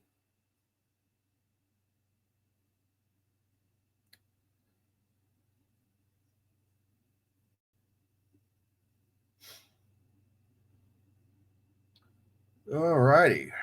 Let's see here. Yeah, NFL Street, man. I loved NFL Street growing up as a kid. That game was so much fun. Street 2 and Street 3 are my favorites. Without a doubt, those were my favorites.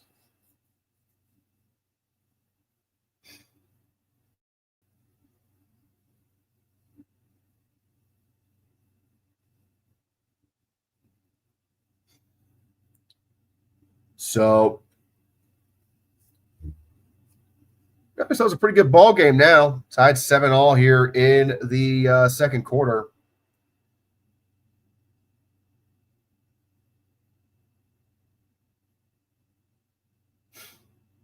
$5:21 to go. And the kick is underway. Will be into the end zone for a touchback. There, look at that touchdown pass. Carr just looking and just finally finds a guy just who's effectively not covered. Great play. Great play.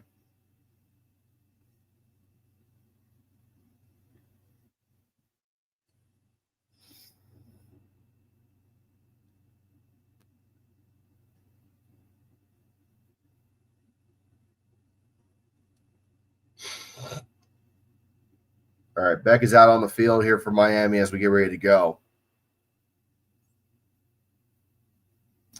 I would insert the Nomine Patre et Spiritu Santi sound effect, but I didn't prepare like that, and I'm not going to do too many other games names this year, so probably not going to do that too often. All righty.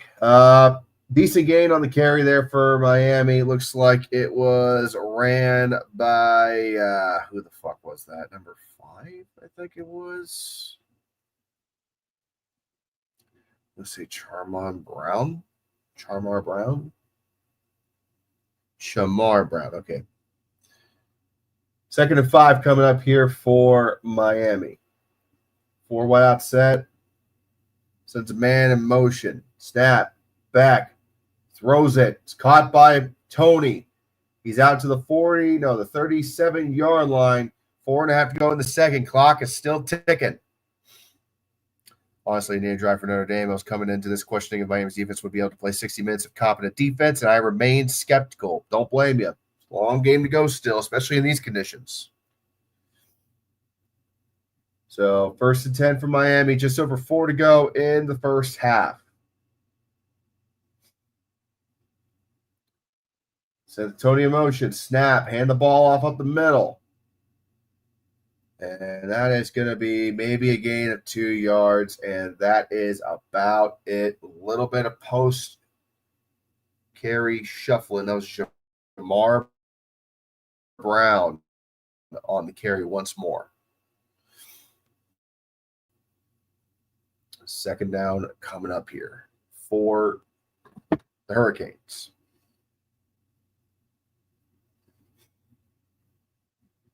Check my stream quality real quick here. Okay. 2nd and 7 now. Beck steps up. He's going to call an audible up to his line. He sees something in the package. Beck drops back to pass. Looks to his right. He's going to run. He throws it. And it is going to be caught at the 48-yard line. That is a 1st down for Miami. C.J. Daniels with the catch.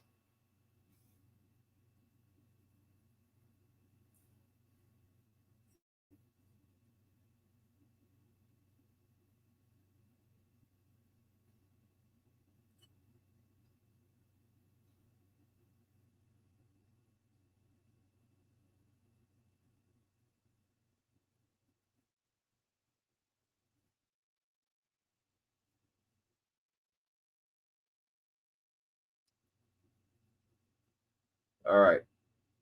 1st and 10 here for Miami. Snap, hands the ball off. And they're going to get about 3 yards after we're almost tackling in the backfield.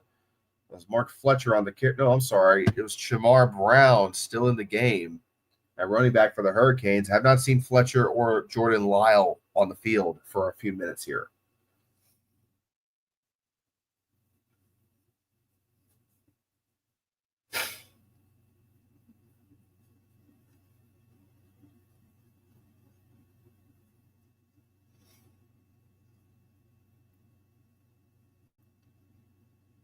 And we are at the 2-minute timeout.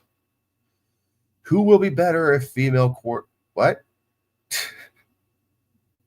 Rookie, what kind of question is that? I'm not answering that. I hope you just mistyped or something. Random female quarterback or Arch Manning? What kind of question is that, dude? Come on now. Let's be sensible. Again, I don't like to dive into political bullshit for that exact reason. I had to ban a guy because he got butthurt and started throwing attacks at me. You were saying, well, who would be better, a female quarterback or Arch? That's exactly what I thought you were asking, and I'm not sure why you're asking that question.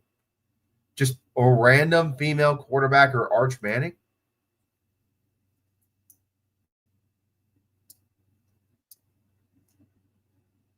If there is a female quarterback out there that you know of, I could point it out. But, I mean, again, we're comparing apples to oranges here. So, I mean, I can't really answer that question. I don't get political for this reason, guys, because then it gets toxic in the chat. I'm not saying that you get toxic, Rookie. I'm just saying we get guys in the chat that, want to start stomping their feet and being like, well, this guy beat this girl, or the women's team got beat by a 15-year-old boy. Like, you're trying to prove something. Like, listen, I could not give a shit less what your leanings are and how you feel about polarizing topics of the day. But, if I bring up and I skirt around that topic, just stay respectful. That's all I ask. It's not hard to follow. If you start calling me names, I'm just going to throw you out. It's not worth my time. I'm trying to grow as a channel here, but I'm not going to have people along for the ride that are just not good for everybody else. Side note, I have to say Kansas State is proving to be the biggest letdown of the season for me so far. They may be 1-1, but it feels like they're 0-2. Yeah, I know. At least they're not Akron, who really needs GM Red right about now. Look, I could never GM Akron. I could never GM an actual team. I don't know the intricacies. I'm man enough to admit that I'm not able to do that shit. Kansas State is an absolute shit show, 100%. Like they almost got tripped up by North Dakota. I think they played yesterday, and they won 38-35. I mean, the hangover from the Ireland trip is really fucking them up here.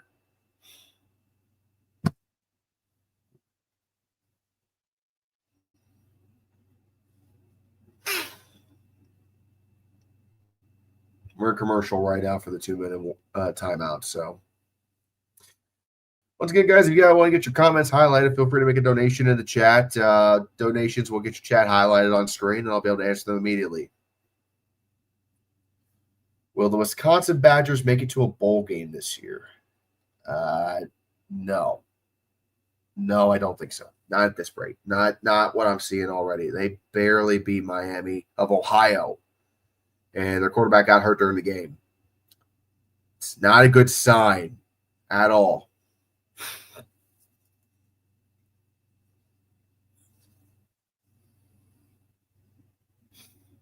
They tripped Florida State up. They never recovered it. Yeah, okay, but Iowa State won their game, and they didn't get tripped up. Snap back, looks to throw. We're back from commercial. It's going to be caught, and that's going to make it all the way out to about the 38-yard line. First down for Miami. That was number 6, Charmer Brown again with the reception. He's getting some work in right about now. I don't want to think Ireland should ever be blamed for the reason why a team is good or bad. Like, I know jet lag is a thing, but also, like, if your team is good enough, you should be able to work through it, no problem. Iowa State can. I don't feel bad for Kansas State if they can't. First and 10 for Miami. Snap. Hands off to Brown. He's going to go up the middle, and he's out to about the 34. Right about on field goal range territory here. Losing the game and then the trip back does something fucky with her head. Yeah, I can see that. But again, you got to be able to overcome that adversity if you're a good team. Florida State last year just was not a good team. Kansas State isn't Florida State of last year. Snap back, looks to his left. He's got a man wide open. It's going to be caught at the 30-yard line. He's going to get all the way down to about the 27. That was Josiah Trader with the catch. Oh, I'm sorry. That was Marion. Who the fuck is that? Keelan Marion. Another number 0. That threw me off big time. They got 2 wide receivers numbered 0. Damn, they ran out of numbers quick, didn't they? They should have a 00 option. First and 10 from the 27. Snap back. Looks to his right. It's going to be thrown in. Caught by Brown. He's chugging upfield to the 20. End over end. Flips down at about the 20-yard line. Under 30 seconds to go now. Miami only 1 timeout left. Back to the huddle. No, back to the line they go. Tick, tick, tick, tick, tick, tick, tick. Clock still running. Wasted way too much time, and they had to call a timeout. Should have called a timeout immediately if you weren't sure what was going on. Hey, Red, do you root for Ohio State basketball? Yeah, I do. When I watch basketball, I do root for them. I'm an Ohio State fan through all sports, not just the football. Flashes of old Miami, yeah. The not using your clock management wisely is rearing its ugly head again for Cristobal. Why aren't you calling? If you know it's going to take you longer than 10 seconds to put a play out, why aren't you going with a fucking timeout? I know you only have one left. You got to have a play already set to go that you call in the huddle. It's not too much of an ask for a lineman to have to remember 2 plays in a row.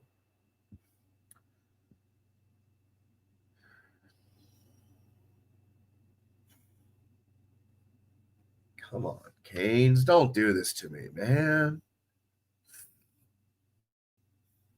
I trust Les Miles more than Mario Cristobal with clock management. No doubt. No doubt. 2nd and 3 from the 20. Snap. Back. Looks over to his right. Scrambles. Throws it for the end zone. Oh, my God. Oh, my God. Touchdown, Hurricanes. C.J. Daniels with one hand fishes that ball out of the sky. What the fuck? Yeah, everyone's on back. Woo! Who can stop me? Tell me. Who can stop me? What? Yeah! Woo! He literally one-handed that son of a bitch. Shit.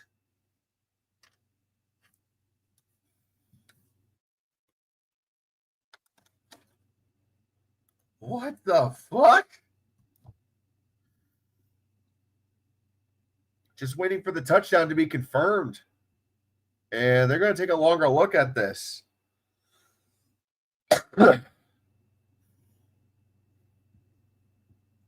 Damn, what a play. I mean, he needed every inch of his reach to get that ball. He bobbles it, but it never touches the ground.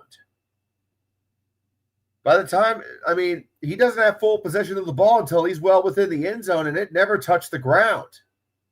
That is outstanding.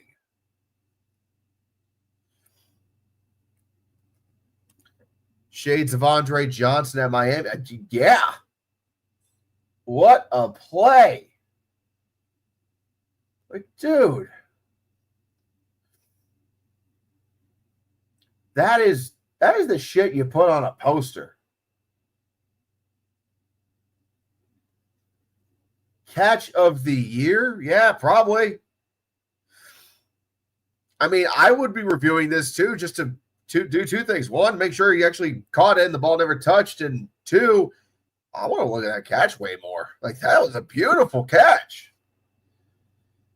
Any other player, that's overthrown incomplete. But with C.J. Daniels, that's a touchdown. And it's been officially confirmed, like we thought. God damn. I wish I had the ability to show you guys that catch, because that, like, we're talking Odell Beckham Jr. kind of catch there. One-handed. And the extra point is good.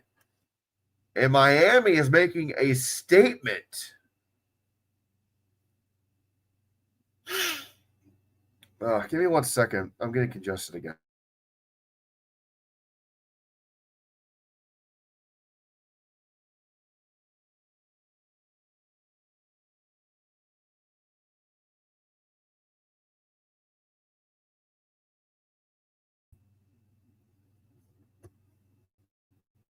Wow. My Apple Watch just notified me, your environment's getting too loud. You are over 90 decibels. Like, yeah, no shit, Sherlock. Holy shit. C.J. Daniels Jr. with the catch of the year on week 1.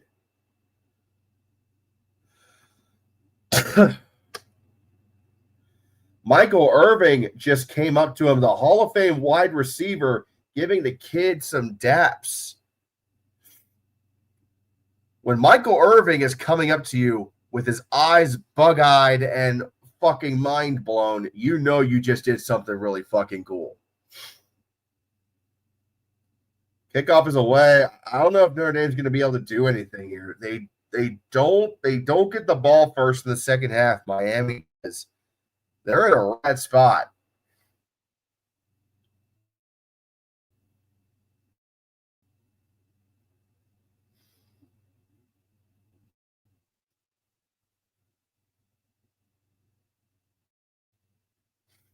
The game is definitely living up to the hype now, but this has been a great game. Miami's not even on the field yet. Notre Dame is out there just waiting for Miami's defense to hit the field.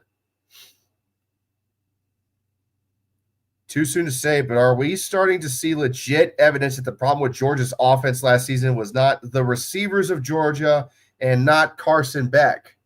Notre Dame takes a knee and we're going to the half. Yeah, I would say if you're just looking at that first half alone, Carson Beck wasn't the problem.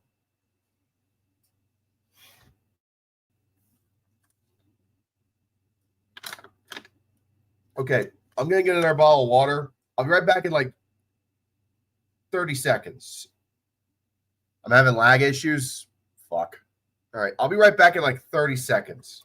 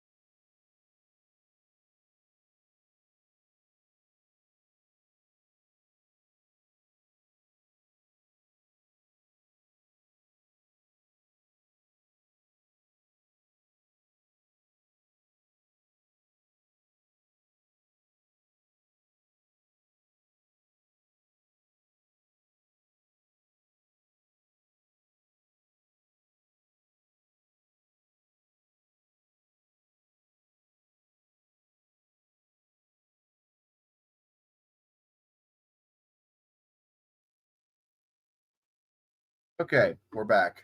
I am going to check a couple of things real quick here. We're at the half, so no need to rush. I do see that I am lagging a little bit on my camera. So I am going to adjust the quality of my camera and just turn it down a notch. That'll make it a little bit easier to run.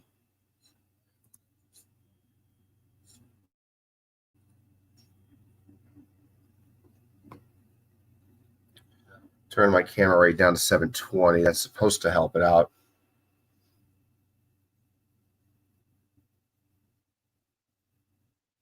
That's a little better. So here's the fucked up thing about this, right? I'm plugged in directly to the internet through my Ethernet cord, right? And I keep on getting this low Wi-Fi signal, or I'm unstable with my connection. So I'm not sure why that's the case. I don't know if it's because I have too many docs open. I really don't, though. I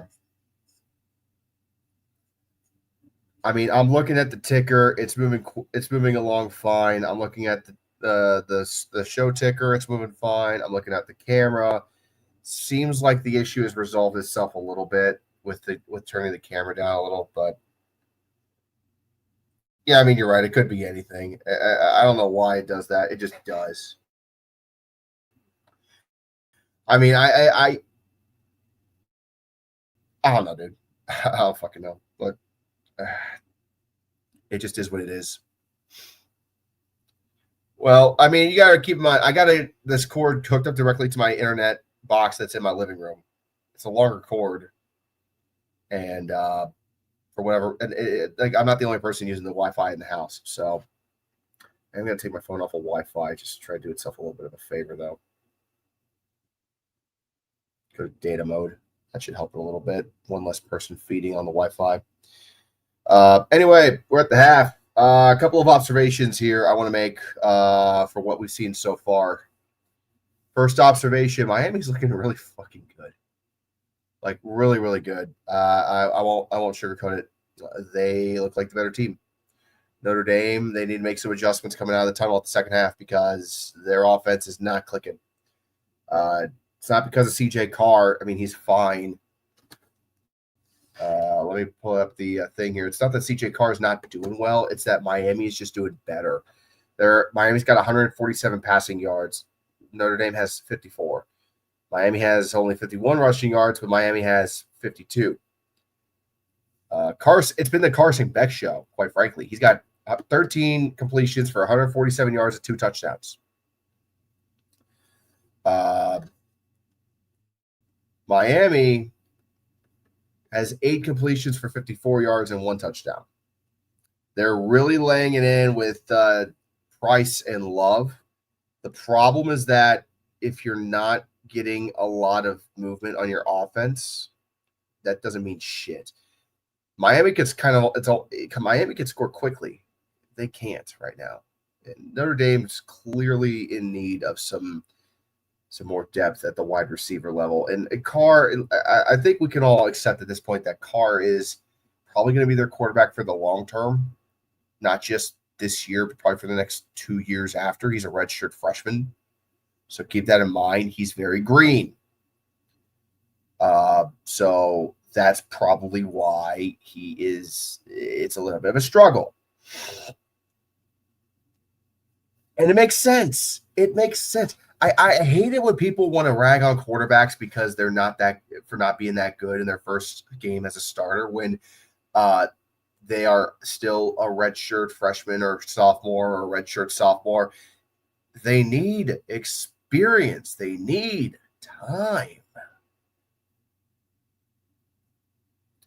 If Notre Dame loses this game, they're going to fall. No, let's not call the coroner when the body's not dead yet. Okay, I think as it stands right now, Miami has everything in front of them to win this game. They're up by a touchdown, obviously, but they're also playing really, really well on offense. And Carson Beck's looking like he's got a chip on his shoulder. And you love to see it if you're a Canes fan, not to mention their wide receivers are just excellent, and it's helping them give their running backs some more space to breathe. CJ Daniels' touchdown isn't the only thing that impressed me. It's the fact that he's been so able to get open. Josiah Trader, he's looked really good. Who the fuck was the other wide receiver that's been getting? Malachi Toney is a fucking star, the true freshman wide receiver. Come the fuck on. He's playing lights out. And this line is giving Carson Beck all of the protection he needs. It's a veteran offensive line, 4 seniors and a junior. I'm surprised that it's not Miami ranked number 6 in the nation instead of the Irish. Which I think after this game, Miami's going to take a jump up into the top 5 with Clemson falling out. If they go on to win this game, 100%. Notre Dame, it's not like Notre Dame can't do offense or anything like that, but Miami's defense has been able to kind of limit Carr's options, and Carr doesn't exactly have as much experience with making smart decisions on the fly and making up shit when the play breaks down. He doesn't have that. He did a really good job getting that touchdown earlier in the game when he scrambled the ball from the 10-yard line to the 30-yard line, then back to the 20 to throw the ball into the end zone. Like, you kind of don't – I mean, it's great that it worked out, but it's kind of fucked them up a little bit. I mean, we can blame the rain, too. I mean, the rain has been a great equalizer. Notre Dame has a fumble lost because of the wet weather. Miami, they couldn't kick a field goal because the holder couldn't hold on to the ball. It slipped out of his hands when he went to set it up. So the rain's kind of been a little bit of an equalizer, but then again, they're both playing with the same conditions, and Miami has still been able to play extremely well despite the conditions. So, I would think that I'm thinking Miami has this one in hand if they come out and they just are able to reflect the adjustments their name will make coming into the field in the second half.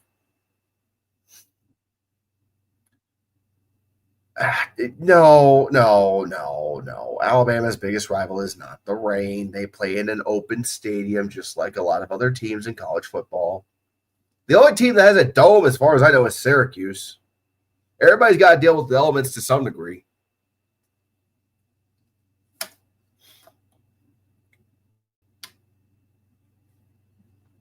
And the fact that Syracuse still plays in the dome is actually kind of funny. Kind of just goes to show. We do not want to deal with the weather in Syracuse. It snows a fuck ton in Syracuse. I don't know if you guys know this or not. It snows a lot there. Like, think Buffalo. It's ridiculous how much it snows.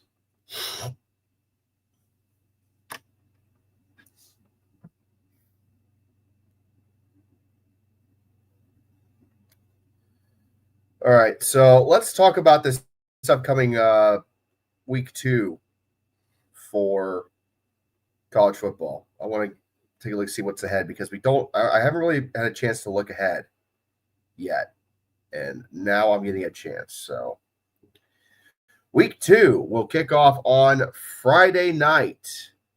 Let's see, any games of note Friday? Not really. James Madison versus Louisville might be interesting.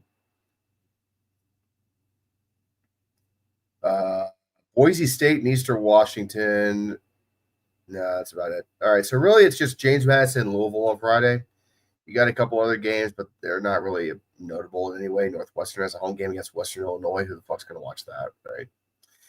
All right, Saturday. What do we got Saturday after this massive slate of games we had this weekend? To be honest, it's kind of fuck all. Like, Ohio State, they're playing Grambling. Texas is playing San Jose State. Penn State's playing FIU. Illinois plays Duke. SMU and Baylor might be a good one. Baylor's going to be playing pissed, and they got a high-power offense. It's going to be a test for SMU. But we all know Baylor doesn't have a defense, so they should be fine. What else? Iowa and Iowa State. Oh, the battle for the Cy-Hawk Trophy is this weekend. That's going to be a fun game. Iowa going into Iowa State for the Cy-Hawk. Love to see that. I got Iowa State winning that one big, I think. They should be wiping the floor. Iowa's defense is pretty good, though. I know which game I'll be watching, unfortunately. It's always the noon games I watch now on Fox. You bastards. Oh! All right, what else? I'm trying to find another game that's of note here. Oklahoma State against Oregon? I don't know about that. Oh. Kansas against Missouri. Kansas against Missouri. Kansas and Mizzou renewing their old Big 12 rivalry for the first time in a long time. That's going to be a good one to watch. That's at 3:30 on Saturday, ESPN2. And then let's see, what else do we got here?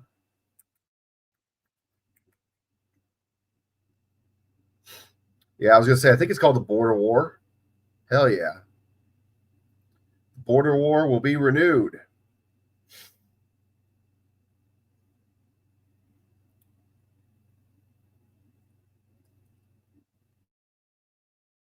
There's a lot of really like shit games on Saturday, guys.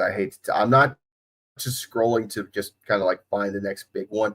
I'm scrolling because there's literally nothing else notable. I'm trying to find something that's good, that would be like really good. And there's really not. There's not a lot here.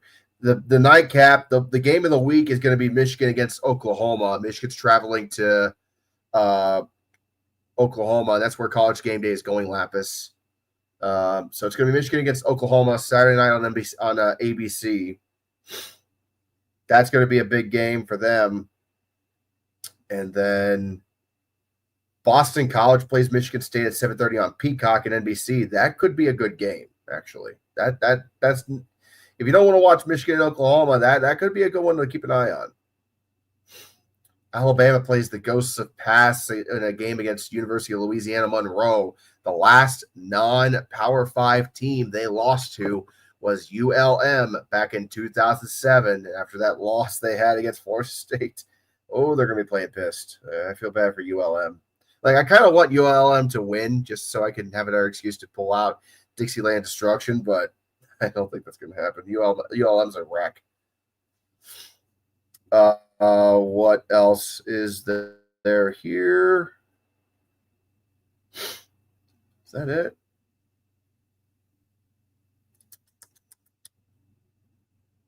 Stanford goes to BYU. Yeah, that's pretty much about it. Hawaii kicks off at midnight against Sam Houston. What's up, man? How you doing? Good to see you here. So we got like 4 games Saturday that should be worth watching. I'm going to cover Michigan versus Oklahoma on Saturday because that's the nightcap. That's easier for me to cover in general anyway because I got kids. I'd love to cover the Cy-Hawk Trophy, but I don't think I'm going to be able to do that. I love a good rivalry trophy game, though. We'll see. If I'm able to work it out and I can do the Cy-Hawk Trophy instead, I'll cover that. I don't want to just default to whatever the night game is going to be. I do want to. I'm only going to do 1 game per day streaming. Not sure where you're getting at. I think there's a lot of good stuff on Saturday. We better once all the teams get through the FCS and it opens up. That's what I'm saying. I'm not saying that there's not going to be any good games. Just compared to what we got spoiled this weekend. That's what I'm saying. We got spoiled this weekend. There were so many top tier matchups to open the season. It was ungodly. I literally felt like I woke up this morning hungover on college football. And I'm not complaining about it either because this is our last top 10 ranked match of the weekend. And there was like 3 of them. Considering the chaos you have to cover this week, the streaming might be a bit of a challenge. Not really. I got 90% of week 1 done with the voiceover, and then it's just plugging in clips after that. I'm going to be up for a while tonight getting that video done, but, that's not a big deal for me. I planned ahead. I spent some time today working on the video, getting the voiceover working, and getting the footage tallied up. I'm literally just waiting for this game to finish, and then once I sign off, I'm doing the voiceover from this game, getting the footage from this game plugged into the editor, and I'm going to start trimming and working and cutting, and I really am going to get this out to Patreon hopefully tomorrow. For sure tomorrow I'm going to have this out on Patreon, and then it'll go live on YouTube Tuesday. If you want to see week 1 chaos early, you can do so by signing up at patreon.com/red5478 to get early access to my uploads. I couldn't do that for Dixieland Destruction because that was too good to not do immediately. But week 1 chaos will be put on Patreon tomorrow, and then it'll upload to YouTube on Tuesday. So if you want to join the Patreon Red Army, get your name featured in future videos. If you join the Patreon tonight, I should be able to add your name into the video for tomorrow. Just saying. I'm a workaholic, dude. I feel like shit. Week 1 of college football, I mean, you go back to last year, I was kind of the same way, although last year I didn't do nearly as much. I streamed like 2 games, and then I made a Florida State video, and that was really it. This year, I've been like a freak on a leash because I have streamed 3 games now in 4 days, with number 5 coming tomorrow with TCU versus North Carolina. And I can't be happier. Like it's a lot of fun. Like I have been craving college football this bad. Like you gotta love this shit in order to do what I'm doing.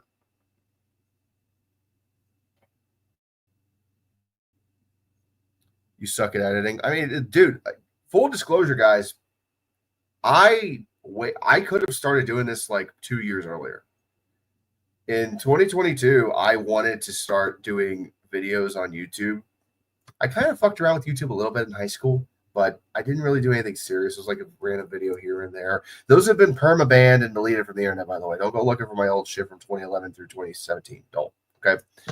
It's not. There's nothing there. The only thing you'll find if we go back to the oldest is my old FC Cincinnati video I did when they beat Chicago Fire once, which that was fun. Yeah, I do enjoy soccer. Thanks for asking. I wanted to start doing a YouTube channel in 2022. For whatever reason, though, I just psyched myself out of it because I thought that my voice would not sound good at all.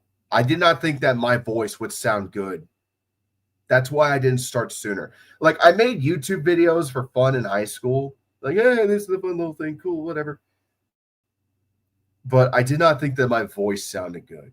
So I didn't start. It wasn't until I started working with a couple of guys I know, A Logical Canadian, Red Rubber Duckwind, Helvetica, and doing some stuff with the USF Shitposting League on the Urinary Tree Reddit and Discord. It wasn't until I got my voice, I forced myself to talk in videos talking about those that I realized my voice doesn't sound bad on camera. It took longer for me to feel comfortable going on camera. So if you don't feel like you can do this, I make everything on a fucking iPhone. You can do this too. It's not impossible. If I can do it, you can do it. Just saying. Imagine the backlog you'll have in December. Yeah, I know by the end of November last year, I had like to make 4 videos in a week. And that was rough. That was fucking rough, trying to get 4 videos out in a week. And I wasn't even like good at getting them out on time yet. Like I was efficient last night getting Dixieland Destruction out. And I'm going to be efficient getting this one out. But last year I was not. Here's a crazier thing to think about. By the time that I get to the end of this season, I'm going to be probably over 5,000 subscribers. And that's going to be almost like double what we were at last year. Sky's the limit. Anyway, we're back from commercial, and we got a play stoppage. Delay of game on Miami. They get the ball to start the second half. Opinion on Josh Pate? I think Josh Pate is fine. Why? Do people talk shit about him? I don't. I occasionally listen to his. I'm not like a religious listener to his show, but like I'll tune into his podcasts here and there, and I'll listen and just to get another opinion on what's going on around college football to help educate myself. But he's not the only voice I listen to. Back to pass. He's going to scramble out of the pocket, slides past the 25-yard line. Second down coming up. It's also wanting to strive for perfection when you first start out, when it just isn't realistic at all. Yeah, dude, I cannot go back and watch my older shit. That's true. Anything more than 4 months old, I cannot watch. People seem to hate him. I don't hate him. He's a sunshine pumper. A lot of people like to think that influencers and hang on, back, hands the ball off to Fletcher. He's going to gain about 2 yards on the carry. Third down coming up. I don't personally listen to people like they're the authority on college football. Nor should you ever listen to me as if I'm the authority on college football. Don't do that. Think for yourself. Everybody's entitled to their own opinion. I know my voice is one of thousands on this platform. And I just speak what I think. And I just do my best to not sound like a dumbass when I talk. 3rd and 8 here for Miami. Back to pass. Steps up in the pocket, throws it. It's going to be caught, and that's going to be a first down. It was caught by Elijah Lofton, the tight end. I think those influencers out there that want to, make themselves seem like they're the authority on college football, they need to check themselves. I don't think Josh Pate is that. I don't know what Sunshine Pumper means even. Like, I know Tech Mac thinks that's hilarious. And I'm sure it's funny, but what does that even mean? Like, is he an SEC dick sucker or something? Like, not that I've picked up or anything. 1st and 10 at the 42-yard line. I love these side conversations we're having while this great game's going on. Back to throw, looking like he's going to go deep, and he decides to check it down to Fletcher. He's going to get it all the way to the midfield, out of bounds there. 2nd down coming up. Josh Pate, I think he's fine. Basically means that you see the positive and then so he's the exact opposite of me because I'm a cynical fucking bastard. I always look at the negatives and then talk about them because they should be talked about, and I don't want to live my head in the clouds. And he's a sunshine pumper where he's always saying glass half full. 2nd and 2, snap, back, hands it off, and it's going to be a nice little run there all the way out to the 39-yard line for Fletcher. First down coming up for the Canes. I don't think that's a bad thing, though, to be positive. You can be somebody that always wants to feed positivity into something. When it's, okay, we got some disagreement between Liam and man Connor. He isn't positive about everything. I know he isn't positive about everything. As there's another handoff to Fletcher, and he's going to get out to the 30. That might be a first down. Let's see. I think that's good to have somebody to kind of counteract and be a little bit of a yin and a yang. You know what I mean? Bull Muscle, reminder for the audience to hit the like button. Thanks, buddy. Just finished hiking Tripler Ridge. Time to go down to Waikiki Shell for the Labor Union picnic. Happy Labor Day. Happy Labor Day to you, Bull. He's positive about a lot. Let's finish this drive up and we'll talk about Josh Pate for some reason. You guys we're really going into different topics tonight. Hand off up the middle to Fletcher, and he's going to get another first down. Mark Fletcher is just tearing up this Notre Dame defense. And we got some extracurriculars after the play. A little bit of beef. Let's finish this drive. Miami's driving downfield. Let's finish this drive, and then we'll talk about Josh Pate. Okay, guys? We're like a drunk driver in this stream. We keep veering off the road to all these different subjects, and it's just me in here. What's happening tonight? I'm not hating. Just like, holy crap. 1st and 10 for Miami. They're looking really good on this drive. They're all the way down to the Notre Dame 27, and they're going to give the ball to somebody else now. It looks like it's I don't think that's Jordan. I think that's Brown taking the ball that time. As we got 10 minutes to go here in the third. Third usually goes by pretty quick in these games. Bull says, I like Josh Pate because he made the slightest attempt to understand A&M's traditions as opposed to just immediately crapping on them. Fair enough. While we're talking about positive stuff, should flag planting be allowed?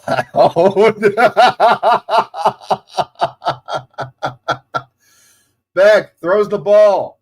It is caught by number 3, Joshua Moore, who's met immediately at the line of scrimmage. 3rd down coming up. If you don't want the team's flag to get planted on midfield, you should beat them. Just saying. I don't give a shit.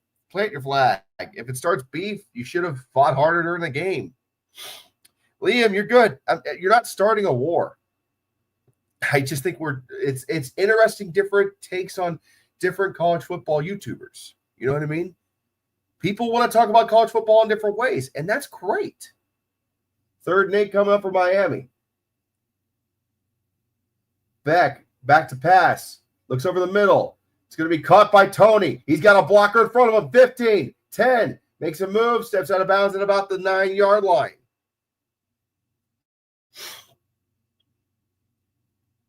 There should always be like different flavors of college football YouTuber. Like me and Squid, we are not the same. We are not. We're similar and we're not.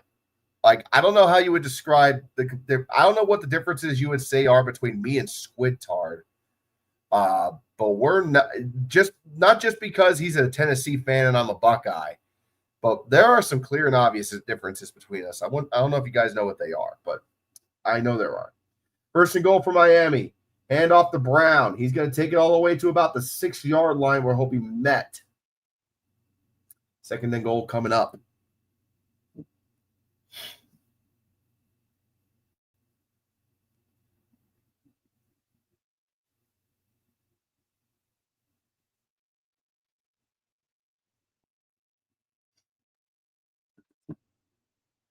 I'm more reserved?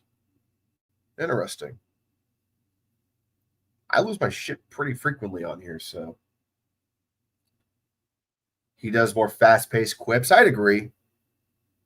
Brown, handoff up the middle. He's chugging towards the end zone. Are they going to be able to carry him in there? Let's see what happens with the pile. Where is the pile at? Where are they going to mark him? Is it a touchdown? He had like 4 or 5 of his own guys have a touchdown. Touchdown, Miami. They moved the pile all the way in, and Marty Brown with the 5-yard touchdown to get Miami to extend their lead. Oh, boy. Yeah, everyone's going back. Woo! Who can stop me? Tell me. Who can stop me? What? Yeah! Woo! Wow. Marty Brown coming in at running back. And with the help of some of the big boys from his offensive line, just churns his way to the goal line for the score. Notre Dame is in deep shit. I'm assuming they're reviewing the touchdown. That's why it's not updated on the screen. I don't see where he touched the ground. I mean, they called it a touchdown on the field. You need indisputable evidence to call it back. And I mean, you just got a massive bodies just churning through the grass there. I don't think you're going to get anything noticeable, indisputable at all from that. And the call was confirmed. And the kick is knuckleballed through, and it's good. 21-7 Miami. My score bug is taking forever to update.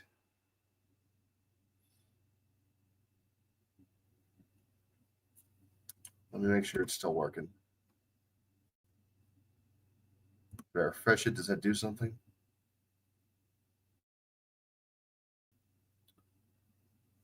Or is it just the bot?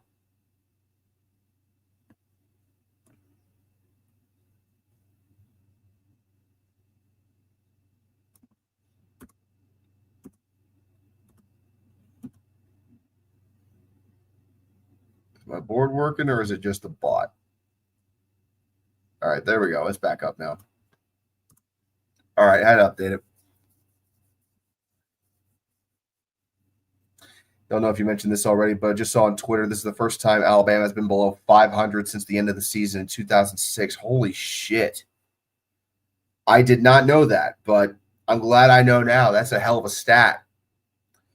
Alabama has not been below 500 since I was in middle school.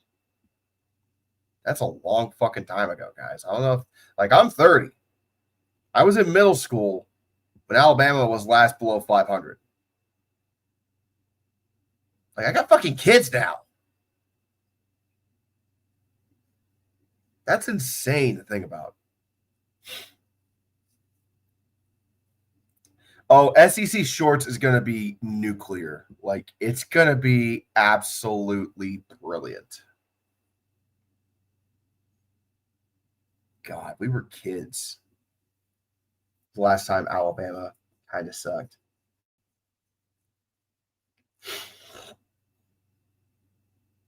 (2006) was the year before Nick Saban became head coach of Alabama. I didn't start watching college football until 2007.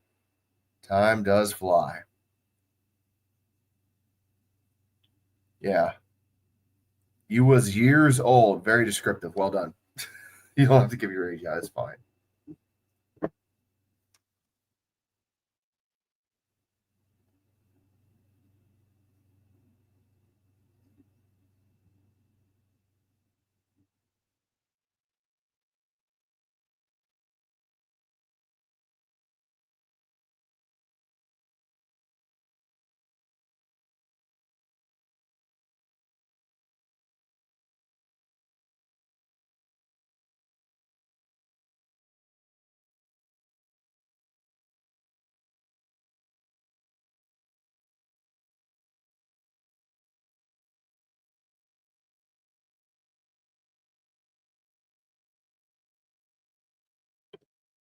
Quote, I was years old.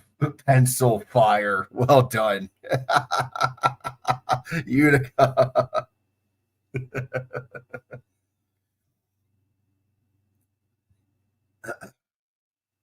Guys, I'll tell you like this. I started watching college football when Ohio State went to the Outback Bowl the first time under John Cooper.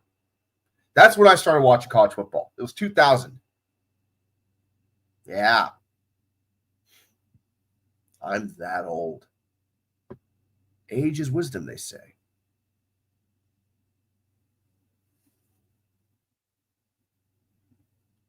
Speaking of wisdom, I got a fun fact.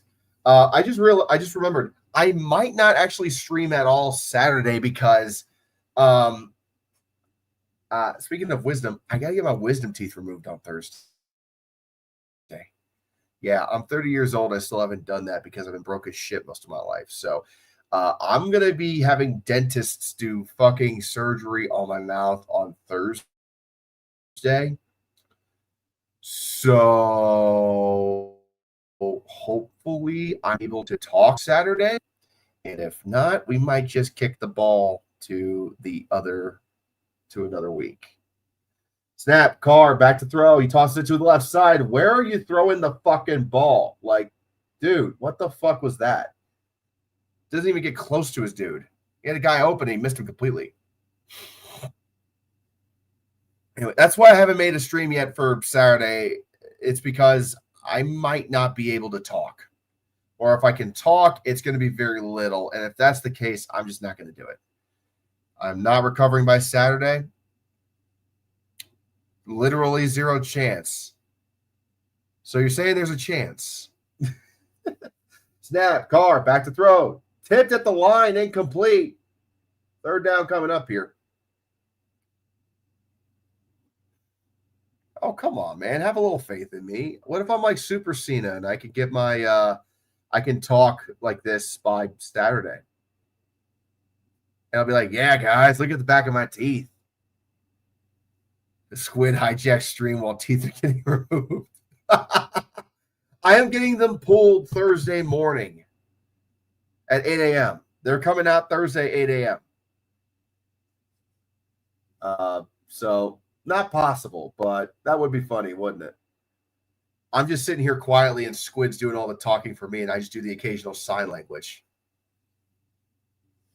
I am not going to be able to talk. I had my wisdom teeth removed several years ago. It took me 72 hours before I was able to talk, even longer to eat. Huh. All right. Well, I've been meaning to accelerate this weight loss program anyway, so fuck it. All right, cool. Well, now that I have this information, I am probably going to be doing fuck all next weekend. We'll see what happens. Punt by Notre Dame. It's going to be returned by Tony. He's going to get it all the way out to about the 30-yard line. FBS report would be funny if I'm still in recovery mode. That's going to be on Monday after the surgery. I should be talking by then for sure. I should be better by then 100%. I should be feeling like back to normal somewhat by then. So we'll see how that goes. We may fuck around and make some shit up. We'll see. But I won't miss it. Throws aggressive gang signs. Yeah, take this. That's your aggressive gang sign. Just every other sentence Squid talks about. Yeah, That Michigan-Oklahoma game was surely entertaining, wasn't it, Red? What do you have to say about Alex Orji's performance in that game? He doesn't play at Michigan anymore. What do you think about Jackson Arnold and Auburn?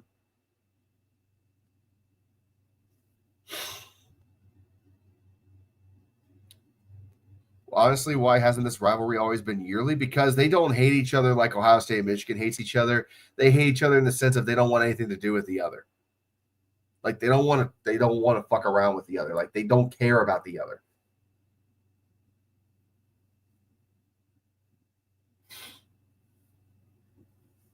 You know, when you think about it, ASL is coherent gang signs. Mind blown.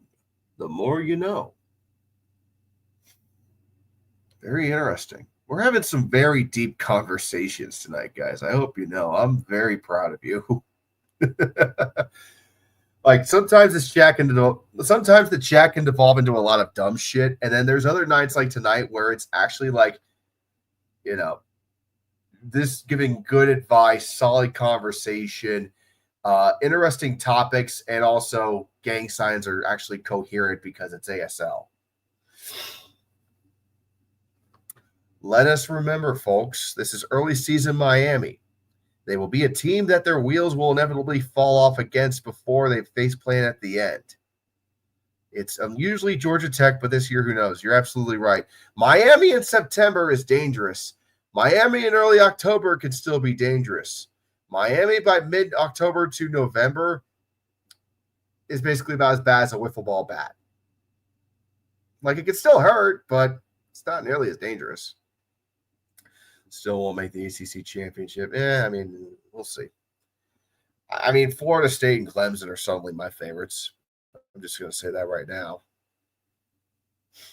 I don't think Florida State's going to go undefeated. They're probably going to slip up somewhere, but they do have a really favorable schedule toward the ACC championship game. Just saying. Miami is in December is a mere puddle. Hey, kind of like a hurricane. Hurricanes don't come in December. Hurricane season ends by October, so that's ironic, actually.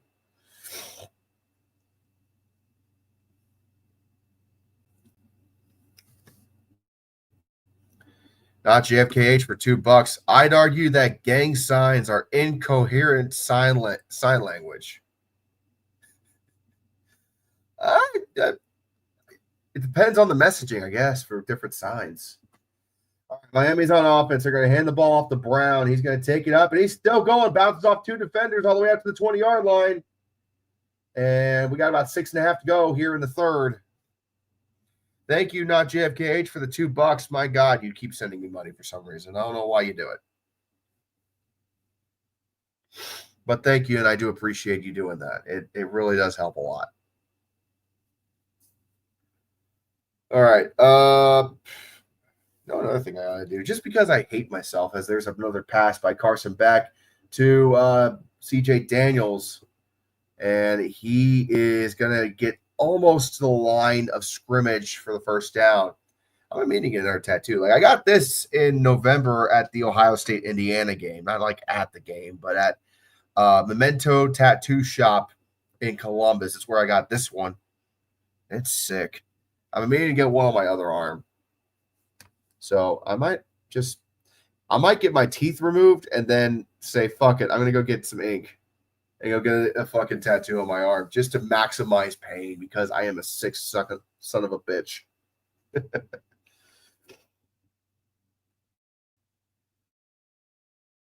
Snap. Back. Hands off to Brown, who slips at the fucking start and just falls over. Fourth down coming up for Miami, and we got a lineman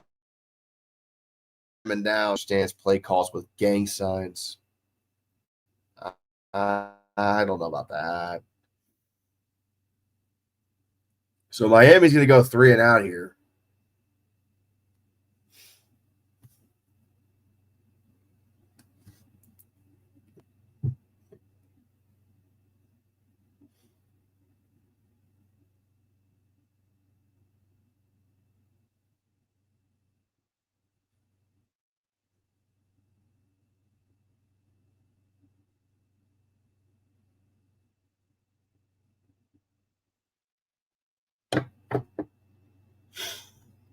All right, so 4th and 1 coming up. Miami went 3 and out on that drive. A rare 3 and out tonight for Miami. So Notre Dame, this is a chance for them to really turn the tide here and try to get something going on offense. They've been getting stonewalled pretty consistently by Miami. High booming kick out to about the 36-yard line where it'll take a Notre Dame bounce and then suddenly roll right back to the 36. Never know where that grease pig is going to fall.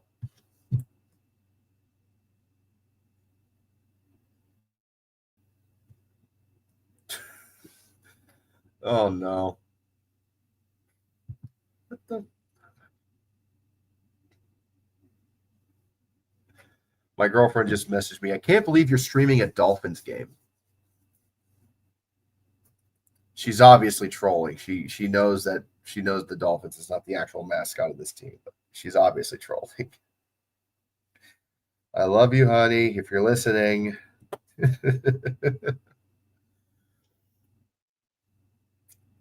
Honestly, imagine if we had as many teams in the playoffs like it was March Madness. I would hate it. I would fucking hate it. Because that means you're going to have okay, so you got round of 72, right? You got round of 68 or 64. So 1, 2, 3, 4, 5, 6 football. That's half a season's worth of games for the postseason. I'd hate that, personally. I'm okay with the college football playoff as it's currently set. First round, quarterfinals, semifinals, national championship, 4 games. That is a sufficient amount of games for a playoff in football. There would be too many injuries. You're right. Injuries would be a big consideration at a certain point. You can't. It's just not feasible to do a March Madness style tournament for college football. It would be way oversaturated. The games in the regular season wouldn't mean fucking dick because you're guaranteed to make a playoff, kind of like how you're guaranteed to make a bowl game. As long as you go 500, you're in, right? At that point.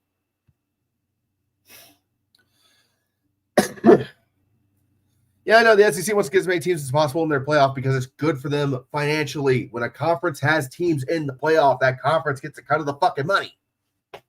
And so do the rest of the members. The only team that this doesn't apply to is Notre Dame because they're independent. That's the only good thing about being an independent. If you're an independent and you make the playoffs, all that football money that you would originally split with other conferences goes to you and you alone.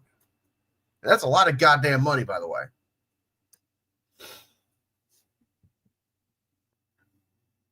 From experimentation in the early 1900s, 1618 is pretty much the limit. Yeah, pretty much. I would say that if college football wants to expand the regular season, they would need to move it up a week in August and make week 0 week 1.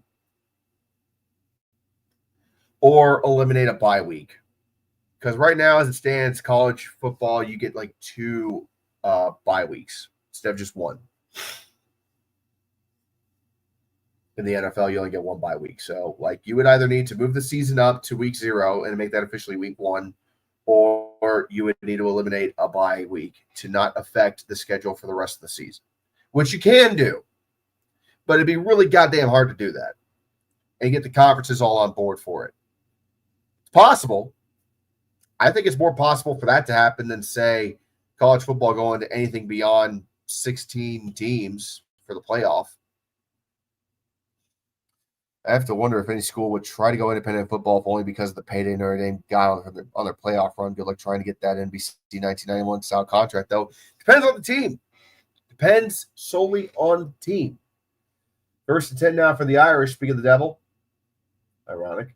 Snap. Carr throws it to the outside. It's going to be caught by Fashion, and he's going to be out to about the 41-yard line. 2nd and 5 coming up here.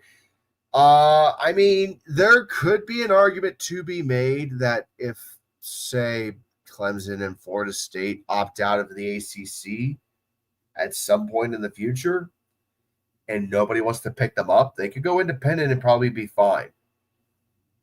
They can work out a broadcast agreement with other networks. As there's another throw to the outside, that's going to be caught for a first down by the Irish, who are trying to get something together after having a really quiet third quarter.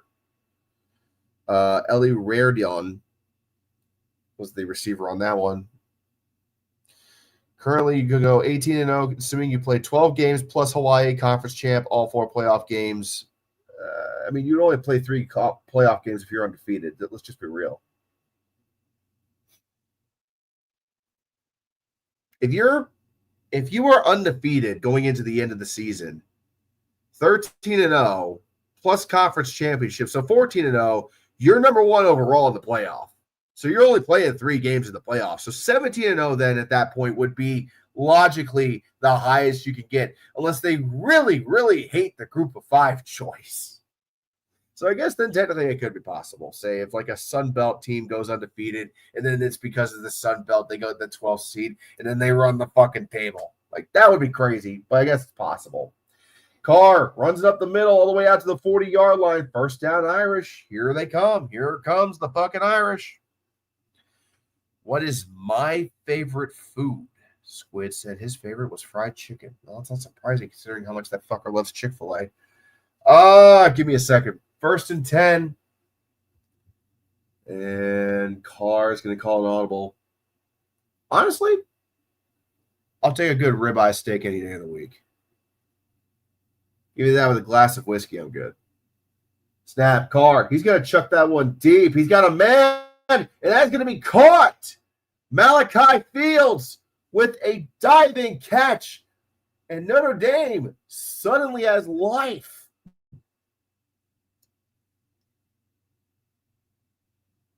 Did that ball touch the ground? It did not. The hand stayed under the ball.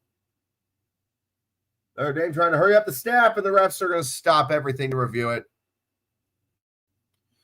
Who is my favorite band all time? It's Linkin Park. Both current and old Linkin Park. But I really do enjoy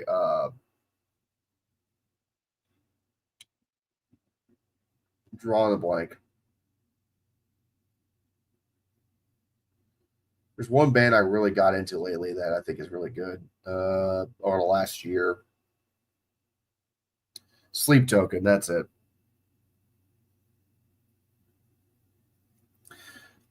Sleep Token's kind of been the one that's really been scratching the itch lately over the last year, but historically Linkin Park is what I grew up on. I think you spelled lasagna correct. The review of the catch, and it looks like to me that ball is a clean catch. The hand is under the ball, does not touch the ground. It's not assisted by the ground. It's a catch. It's tired. Fuck.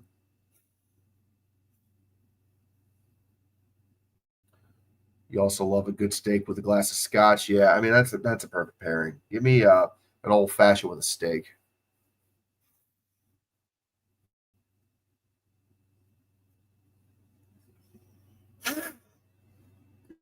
Give me 1 second.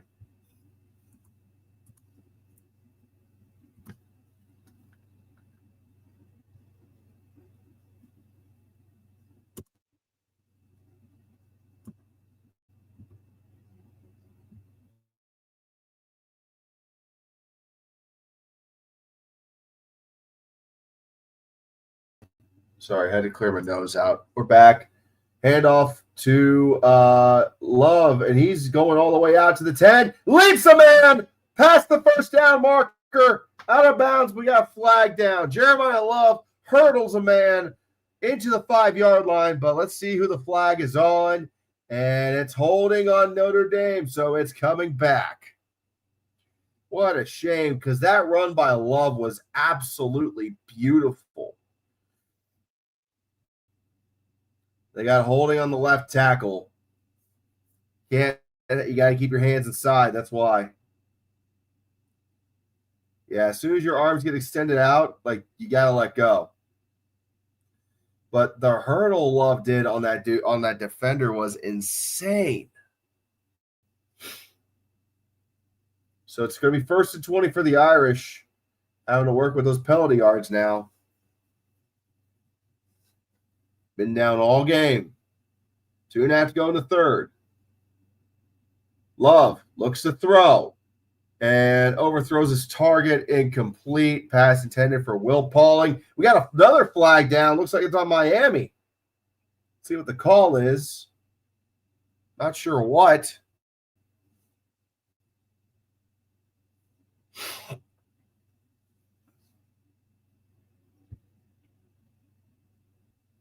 Got pass interference on Miami. It's an automatic first down.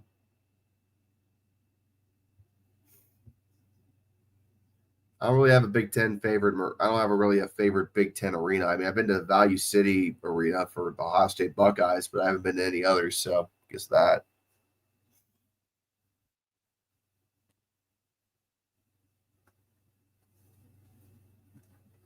So we're going to have first and are they going to say first and 10? All right, first and 10 for Notre Dame at the 13-yard line. Snap, handoff to Love. He's going to churn his way for about 2 yards in a cloud of mud. Second down coming up here.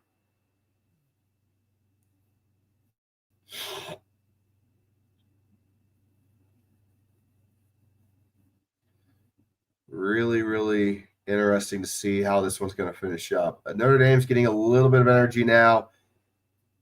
This is where the men meet the boys, right? This is where shit gets real. Notre Dame's going to try to come back and get into this game. 2nd and 8. Snap, hand off to Love. He's going to get busted up by a guy, but it makes it out to about the 8-yard line, gets hit on the leap, and just rolls out to the 8. 3rd down coming up for the Irish.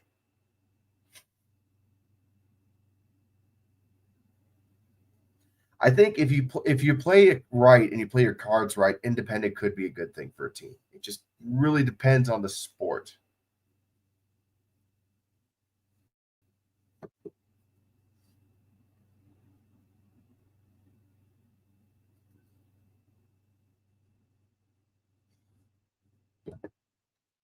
All right, 3rd and 5, and we got a stoppage here. Why are we stopping?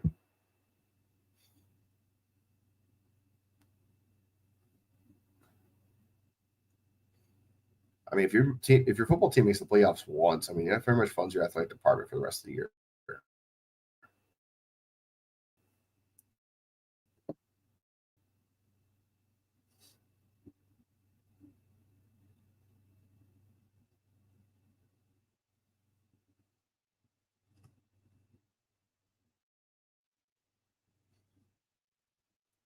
Third and 5 from the 8. Carr is going to take it up the middle himself. He's inside the 5. It's going to be a first and goal for the Irish at the 2-yard line. Gets stopped right before the goal line.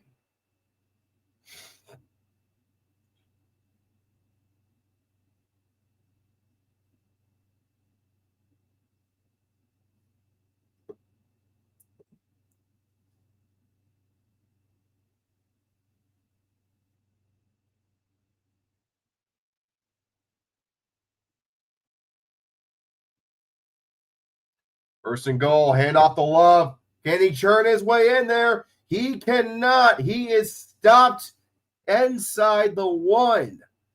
And there's a flag down.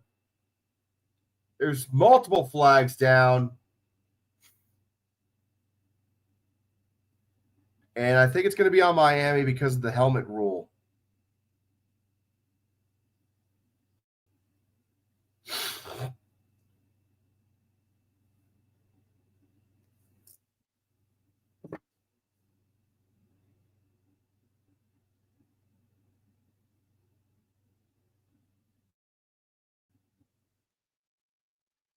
So it's going to be a personal foul on Miami. That's going to reset the chains. There's a rule in college football that if you lose your helmet during a play, you cannot continue to play. They'll give you a chance to back off. Like if you're stuck in a pile and you're still in there, like you'll get a chance to back off. But if your helmet gets ripped off, you need to immediately stop and just move away from the action because you got to have a helmet on at all times. I think it's a bit silly, personally. But like if you lose your helmet during a play, you got to stop. And he did not stop, so that's a personal foul. After this is the goal, first down and goal for the Irish. Snap, hand off to Love, and he's going to be stopped dead at the 1. Miami putting up a hell of a resistance here at the goal line, getting real tough. I don't think it's going to be enough to keep the Irish out of the end zone, but that's the end of the third quarter. Miami has a thing for helmets go SFIU. Oh, boy, do I know about that. All right, I'm going to get some more water. Quick timeout. It's the end of the third. Miami up 21-7, but Notre Dame is threatening. I'll be right back in like 1 minute.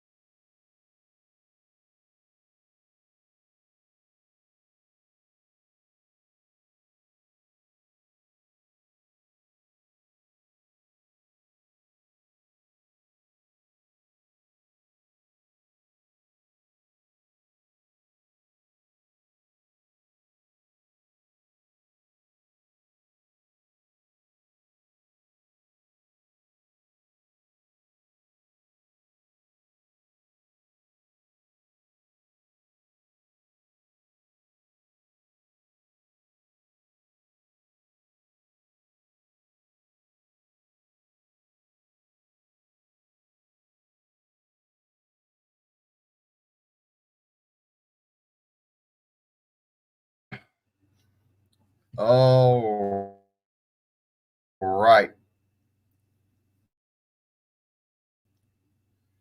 Red looks like UConn. I am gonna someone screenshot this and send it to Squid. Red looks like UConn Cornelius, while Squid looks like the male version of Kylie Jenner. Jesus Christ, what the fuck? Well, y'all got gold?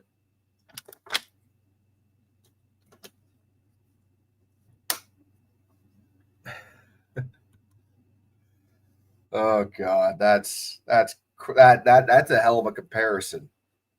Hang on, let me find a picture of UConn Cornelius.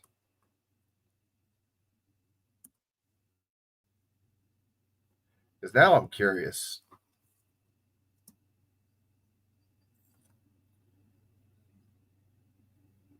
Oh, you motherfucker.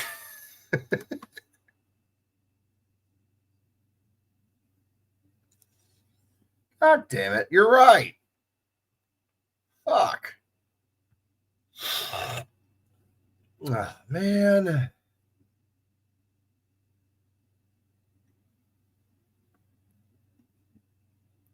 Damn it. I didn't want you to be right, but you're kind of right. When my beard is grown out, I mean,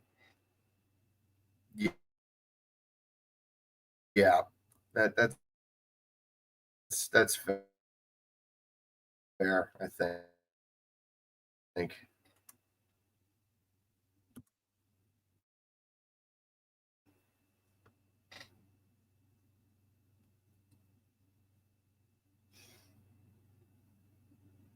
Snap. We're back from commercial car. He's got a target.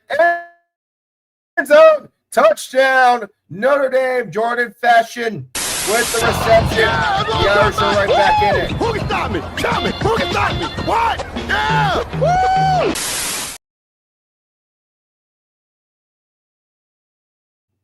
So right out the gate immediately, the Irish have gotten back into this. Miami did themselves no favors on that drive.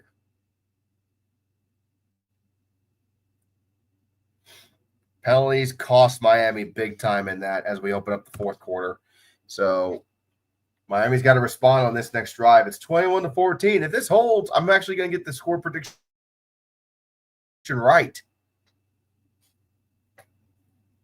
That's an idea. I could definitely make a video about Georgia Tech being an independent in the future, but because that's a story of its own regarding how Georgia Tech left the SEC with bitter blood and all that shit, and just that's a hell of a story.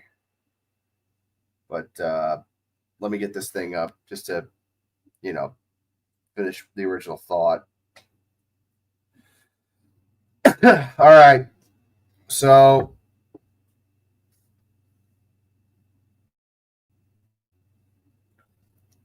All right, guys. So to answer the comment from earlier, here's me.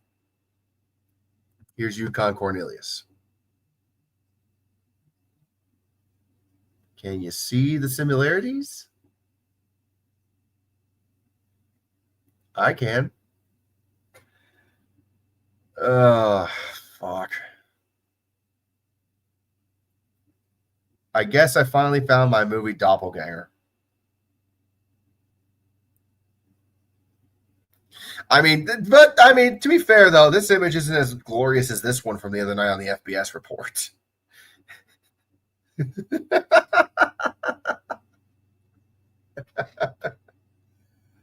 So there.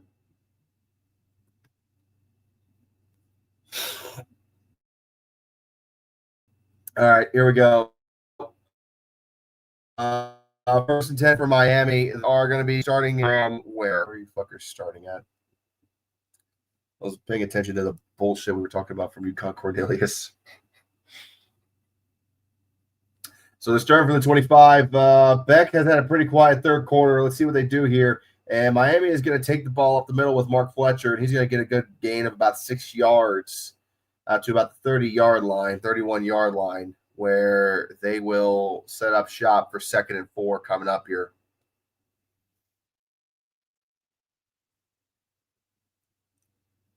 And this is an important drive for Miami. If they're able to respond and get a touchdown, it's going to be a much harder climb for Notre Dame to get back into it. But they don't get anywhere on this drive. Notre Dame's going to have a chance. Back to throw. He's going to chuck it up deep, and it is incomplete. He had Malachi Tony and overthrew him. Tony got shoved to the ground right after the ball was overthrown. We got a flag down, though. Let's see what they call the flag on. It's holding on Miami. Okay. So the Miami October collapse is happening now, I guess? The right guard got busted. That's what happened. He got beat on the block, and he resorted to holding so the quarterback wouldn't get sacked.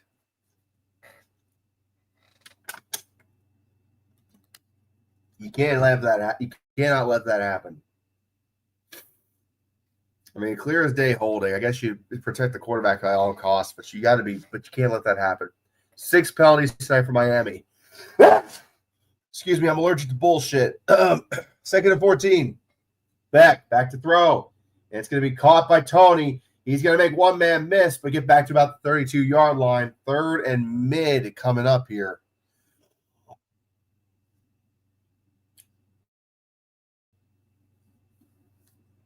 And fuck, dude. Like, I don't know what to tell you right now. If you're Notre Dame, like, you're in really good position at the moment. You're holding Miami back. This is going to be a hard 3rd down for them to convert. Like, a really difficult 3rd down for them to convert here. 3rd and 7 at the 27-yard line. You got a tight 3-bunch formation in the front. Snap, back, all over the backfield, and the play is called dead at the start. Timeout called by Miami. That is their first of the half. I know my scoreboard does a shit job of keeping track of timeouts. That is the first of the half. So we will see what happens after the break. Let me check some stuff out.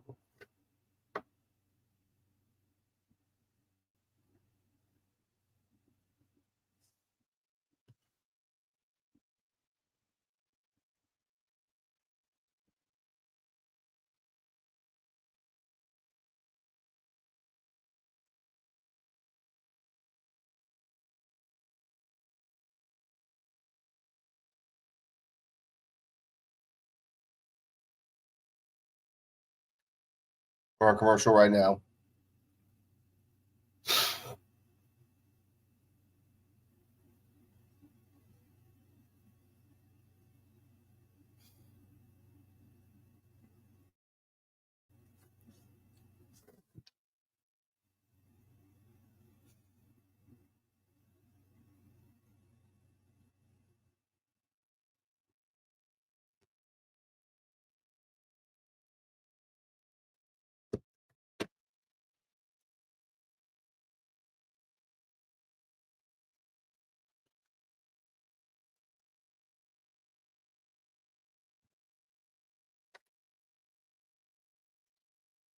Oh, God. This has been a great game, guys. Like, this has been a really good, very close contest.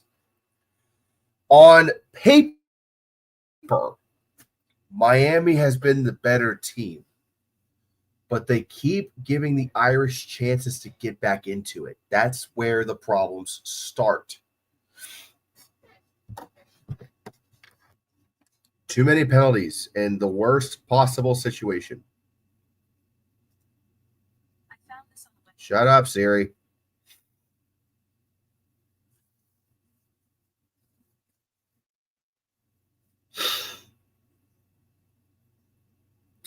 And just as I was about to bring up the Patreon, Liam with a $5 pledge as our newest Patreon backer. Liam, thank you so much for investing in the channel. I so appreciate it. Being our newest Sergeant of the Red Army, your name will be featured in the upcoming video coming out tomorrow on Patreon. Thank you so much for the donation. I really appreciate it. If you want to get your name featured in the next video and all videos going forward, and also want to get early access to most videos, not every video I can do early access with, go to patreon.com/red5478 and make a donation. $5 or $10 a month is options. You could do just $5 a month and get the early access. $10 a month gets you a little bit more, including behind the scenes and an exclusive private chat with the other captains and me. So you're interested in doing that, go ahead. Also, if you want to have your comment highlighted in the chat, feel free to make a donation of any amount. Back to pass on 3rd and 7. He's going to step up the pocket, and he goes down. It is a sack. 4th down for Miami. This ain't no ballet, motherfucker. This is for real. Come on. Wow. So this is what I was expecting to happen at this point. But Notre Dame has all the momentum in the world. Miami just got – it was only a 3-man rush. That's the fucked up part about all this. Notre Dame got a sack on a 3-man rush. Everybody else dropped back into coverage, and Miami just couldn't contain the rush. Unbelievable. Well, shit. What do you do now, guys?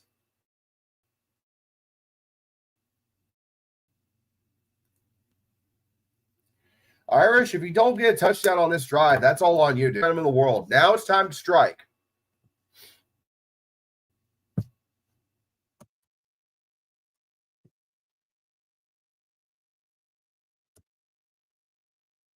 Miami is slowly choking this game away, Angel. You're absolutely right, Angel of Light. Like, Miami is slowly choking it away.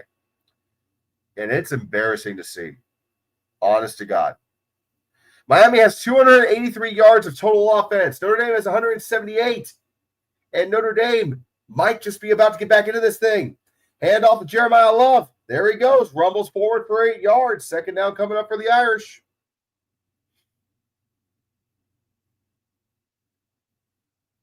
I'm stunned. Like, this is, I shouldn't be stunned, honestly, but I figured Miami got this bullshit out of, dude, Liam, what the fuck? Liam with a $10 donation. Dude, thank you. You didn't have to do that. There's 2 vids I personally can't wait for. Florida and their Urban Meyer days, collapse, post-Meyer, and Georgia Tech and them leaving the SEC and going independent. Liam, thank you so much for your generosity, man. I really appreciate it. Ball is tipped, almost picked, and it is picked up by Miami, and it is running all the way to the 30-yard line. What the hell? Liam, thank you for your donation. Oh, my God. Paycheck came in. No kidding. I do appreciate it. But the game just flipped on its axis. You want this ball? You want to take it from me. Take it from me, baby. It's mine. The ball was tipped once, twice, off of a dude's heel, and then caught by the fuck. Who the fuck is this dude? Number 4 on the defense, Reuben Bain Jr., the right defensive end, is the one who finally catches the greased pig, and it is intercepted and returned out to the 30-yard line. Oh, boy. Miami just got some life. Ball is officially at the 28, 1st and 10 for the Hurricanes. Handoff to Fletcher. Takes it out to about the 23-yard line. Holy shit. The momentum just turned on a dime. I mean, if you're CJ Carr, there ain't shit you could do about that in that situation. That's just bad luck. Notre Dame's second turnover of the night, and it is a costly one. It came at the worst possible time. 11.5 go in the 4th. If Miami gets a touchdown, it's bad news for the Irish. Snap, back, another handoff to Fletcher. They're just trying to control the tempo at this point. They make it out to about the 20-yard line, 21-yard line. Third down coming up. I mean, Miami is sitting pretty here. Even if they get forced to hold to a field goal, that still brings it back to a 2-possession ball game. And with 11 minutes to go, that's bad for the Irish. They still got 3 timeouts, but, like, you can't afford that.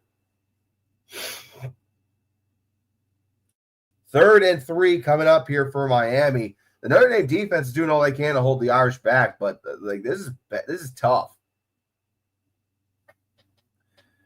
Tight formation. Notre Dame selling out on the run, it looks like. Hands the ball off to Fletcher. And the power run just doesn't have enough to get to the first down marker. They're going to only get about a yard on the carry. 4th and short coming up here. I want to say it's 4th and 2. Yeah, it's 4th and 2. Cristobal, what is he going to do? I'm assuming you're just going to take the points, right? And they are. They're going to line up to kick the field goal, man. You really wish you had that 3 points earlier in the game back right about now that you missed. 1 for 2 tonight. Made one. Another one got bobbled with the snap. So 4th and 2 coming up here for the Hurricanes. Snap good. Hold down. Kick on the way. It is clean. Good. And Miami takes a 24-14 lead.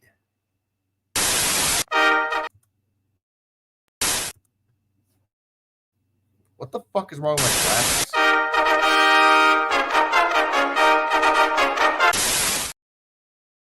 I gotta get a different graphic for the kick is good. And my overall board is just going to be shitty tonight. That's going to make it a 2-score game, and that's really what you're looking for if you're Miami at this point. You're just trying to get yourself a little bit of distance between you and the Irish, because the Irish have been marching.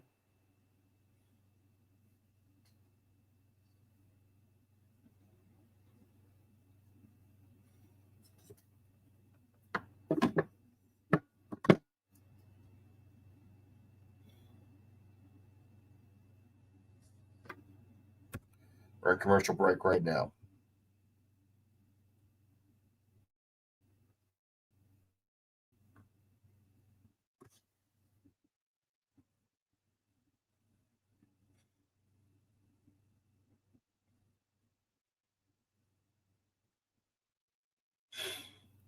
What a game, guys. Like, this game has had so many back and forth moments. Like, it's been crazy.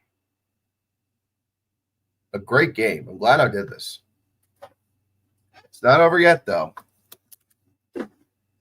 Almost to the end. 9.5 to go.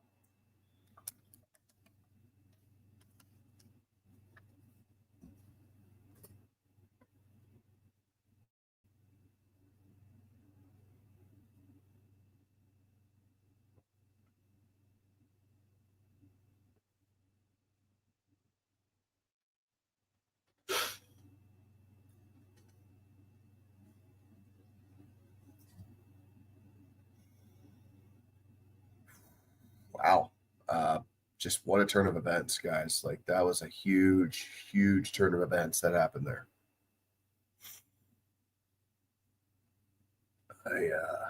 Fuck. Oh, this is like what I was hoping the Ohio State Texas game was going to be like on Saturday. Saturday was just a defensive war. This has been a lot more lively, 100%. This has been a lot more lively. And I love it. I very much love it right now.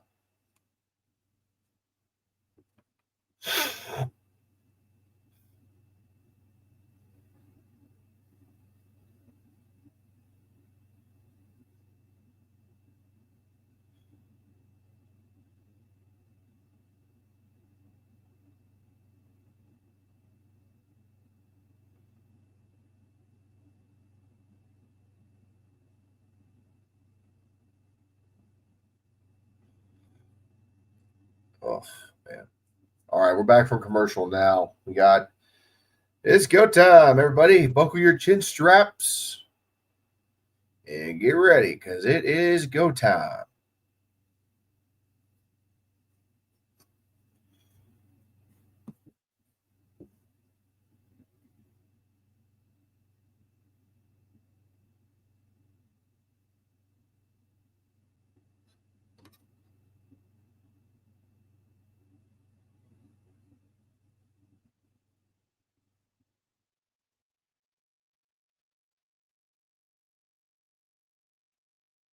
All right, kickoff is away. 9.5 to go. Again, if you want to get your comments highlighted on stream, feel free to make a donation of any amount, and I will highlight it and read it out immediately.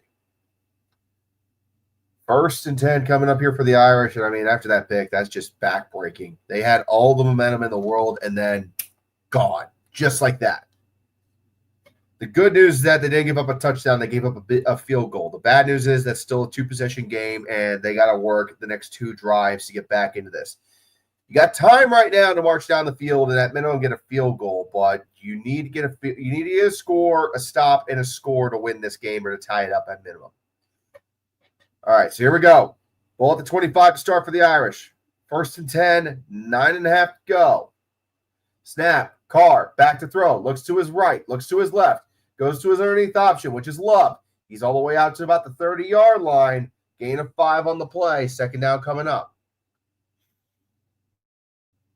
Liam has a sinking feeling that Miami is going to blow this somehow.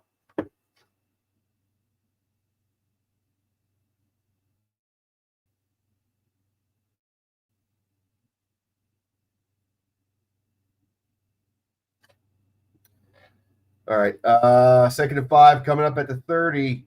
Snap. Carr looking to throw to his right. Throws it to Love. It's caught. Makes a turn at the 32. Makes it out to about the 37-yard line. 1st down, Irish. Just under 9 minutes to go. And I know Notre Dame has all 3 timeouts, but they're wisely trying to keep up for the momentum. I'm not cheering for anybody. I'm cheering for the meteor. I'm just calling the game. 1st and 10 at the 37. Snap. Carr throws it off to his right. It's going to be caught, and that's going to be out to about the 46-yard line. Nope, that was Eli Rarinan with the catch, the tight end. Miami blows us. All the coaches should be sent to the guillotine. Oh, boy, that's a bit extreme. Speaking of Miami, we got a player down injured now, so that's going to stop everything for a few minutes. Give Miami a chance to kind of reassess as well.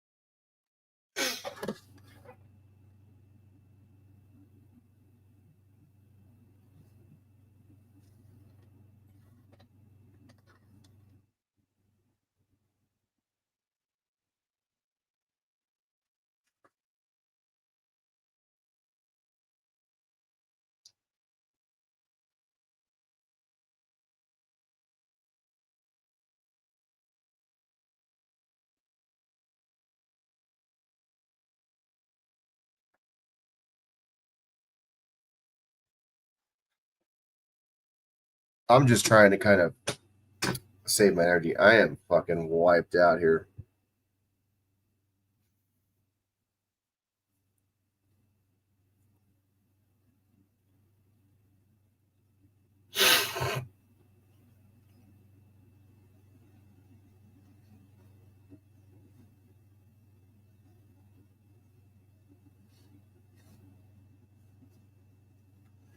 Oh, what a damn game. Fuck. I still got to work on the week 1 recap after this game, so I'm going to be up for a while tonight.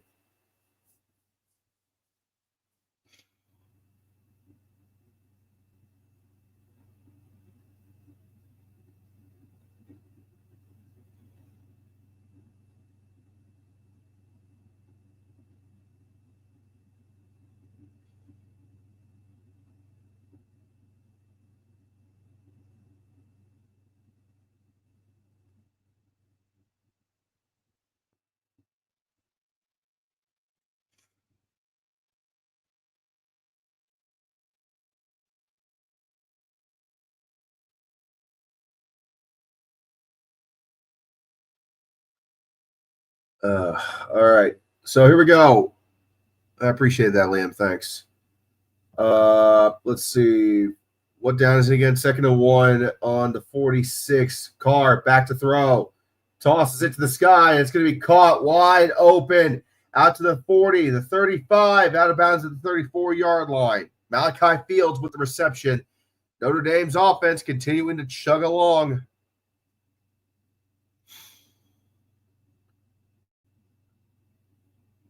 I mean, it's been a tale of two halves here. Miami had the better team in the first half. Notre Dame has the better team in the second half.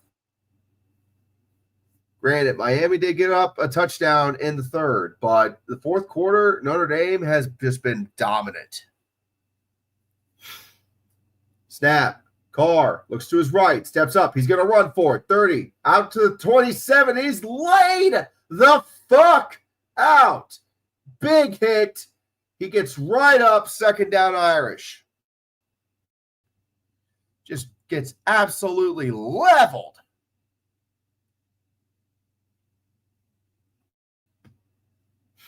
It was a clean hit, too. Nothing bad about the hit. Clean hit. Just a shoulder right into the ribs. They're fighting hard on this one. 2nd and 3 coming up at the 27-yard line for the Irish. In Miami territory. Hand off to Love. He's going to make a man miss. He's going to get the first down. He's out to about the 20. He's down at the 21, 22-yard line. First and 10 for the Irish. Clock is at just under 7 minutes. Got to pick up the tempo. Got 3 timeouts, but you don't have the luxury of using them all. All righty, let's see. Notre Dame calls an audible at the line. Miami switched out defenders on the subs.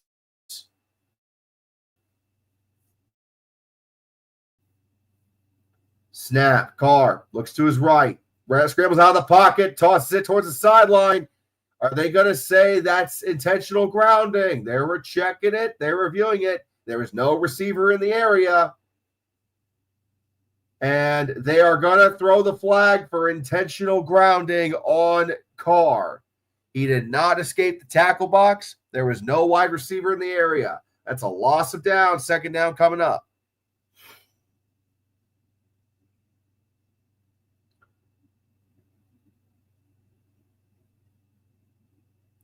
Yeah, if he had taken another like 2 or 3 steps, he probably would have been fine, but he had the defender right on his ass.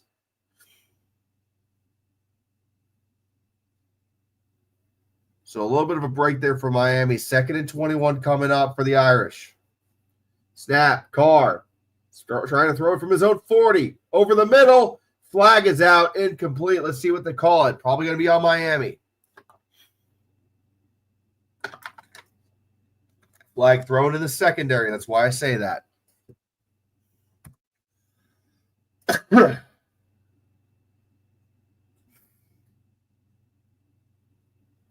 No idea. Still waiting for the call. Officials are talking about it.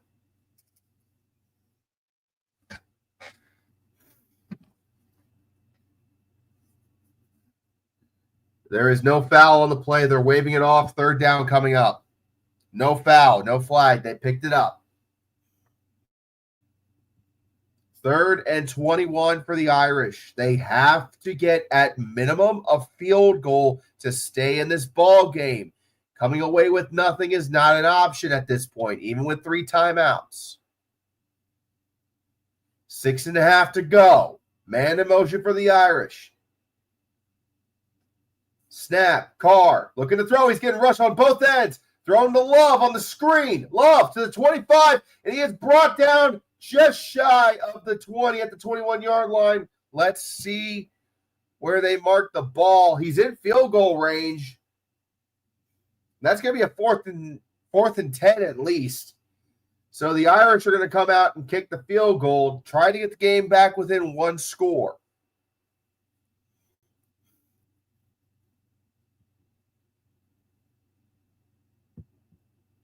Noah Burnett, 12 for 18 in his career at North Carolina transfer. For 39 yards to bring it within 1 possession with 5.5 to go. Snap down, hold good, kick on the way. It's good. 24-17.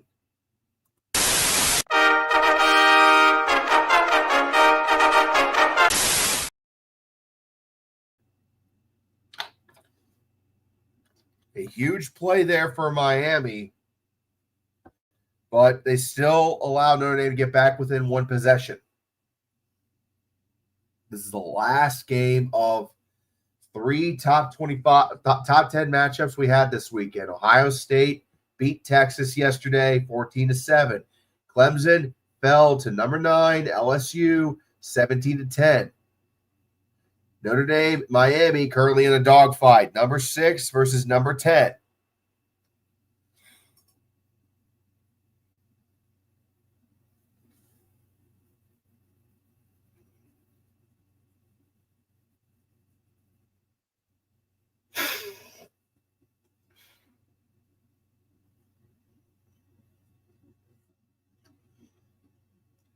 Hard Rock Stadium is fucking packed for this one. My God.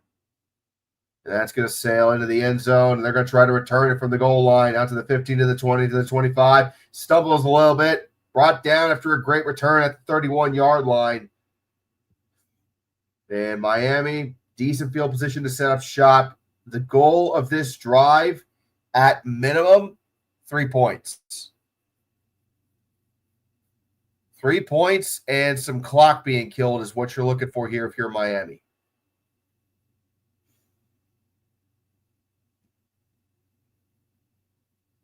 But Notre Dame's defense has been tough tonight. Beck has been able to avoid the Notre Dame defense and avoid the pass rush a lot of times. However, Beck's kind of got to take a back seat here because you don't want to be throwing the ball a lot this late in the game with Notre Dame still having this many timeouts.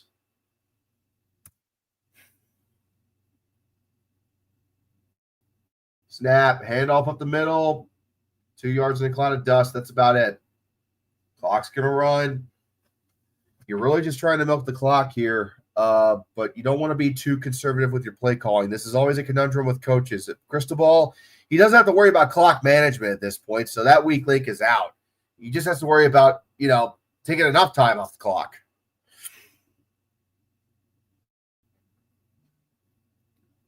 All right, just under 5 minutes to go now. Ball on the 34. Miami, back to throw. He's going to toss it over the middle. Why is he throwing it there? That's incomplete. That's a late hit on fucking what the hell? I would have thrown the flag there. Okay. Malachi Tony got hit late. 3rd and 8 coming up. Why are we throwing the ball with 5 minutes to go in the game? You got the lead. Like, what the fuck are you doing, Cristobal? Now you have to throw the ball here. 3rd and 8. They're not going to have any time milked off the clock if they go 3 and out here and it's an incomplete pass. You need a first down, Miami. You got to milk this clock. Back to throw. He's getting rushed out of the pocket. Throws it. It's long. It's deep. It's incomplete. Intended for Malachi Tony. It's a 3 and out for Miami. What the fuck was that? Cristobal, why are you throwing the ball in this situation? I understand 3rd and 8. You didn't give yourself a fucking chance. Holy shit. It was just a blitz on the edge that the line didn't pick up. Forced Beck to make a throw. And just nothing you could do there. But why are we running? Why are we not running the goddamn ball on 2nd down? You gotta be thinking about the clock. Punts away clean. Fair catch being called at the 26. And Cristobal masterclass, let me tell you, what the fuck are you like? How do you struggle with time management both when you're trying to kill the clock and conserve the clock? Good Lord. Notre Dame could tie this up right here on this drive. Beck had to get rid of the ball. Like, it was 3rd and 8. The fact that he had to throw the ball already just tells you just how bad the play calling was in this situation. Instead of just killing the clock, you're getting aggressive. You got to know when to pick your battles. 1st and 10 for the Irish. 4.5 to go in the 4th. Notre Dame down by 7. Ball in the 25. Carr looking to throw over the middle. Pump fakes. Throws it deep. Wide open. 30, 20, 10. Out of bounds at the 10-yard line. Eli Raridan, the tight end, gets wide open on busted coverage. And Notre Dame is 1st and goal in one play.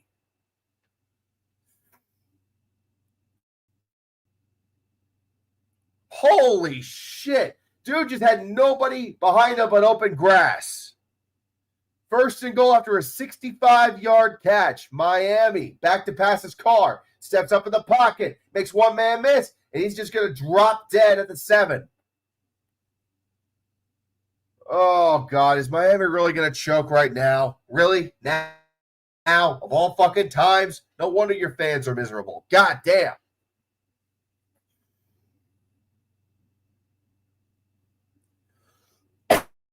Second and goal coming up for the Irish. 3.5 to go. Notre Dame's already scored 10 points in this quarter. Miami's only scored 3. Carr, he's going to make a quarterback draw. End zone. Touchdown. Notre Dame.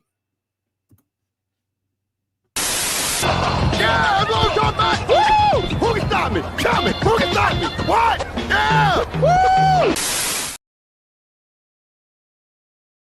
DJ Carr with a run up the middle, and they are an extra point away from completing the comeback and tying this thing up. I just want to emphasize just how big of a collapse this is for Miami. You are up 21-7 in the third quarter, and you have given up 17 points to the Irish now in the fourth quarter, when you need to be at your best. Extra point good. We're tied. 3.5 to go.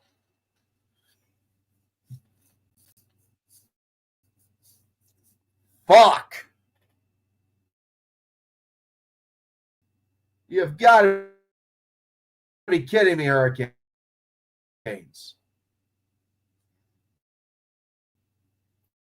Mario Cristobal coaching masterclass once again. Unbelievable. Unfucking. If Miami had, it wouldn't have made a damn difference, I guess. Miami could have ran the ball 3 straight times. You still could have gotten a similar result. But hey, fuck it at this point, right? The offense has been completely shut down in the second half. The only way the Irish are losing this game at this point is if they beat themselves, because Miami's only touchdown came off of a fluke. Miami's only points in this quarter came from an interception that resulted in a 3-and-out and a field goal. Hard Rock Stadium is fucking stunned. They cannot believe what's happening in this one. It's been a great game, but my God, Miami, what in the fuck have you done?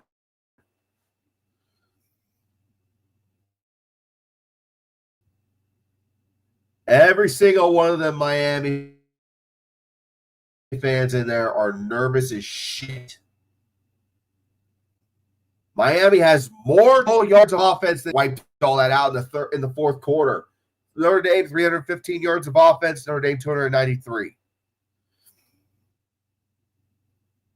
It's a tale of three quarters, guys. First 3 quarters, Miami had it. Then Notre Dame came back in the fourth, and they blew it.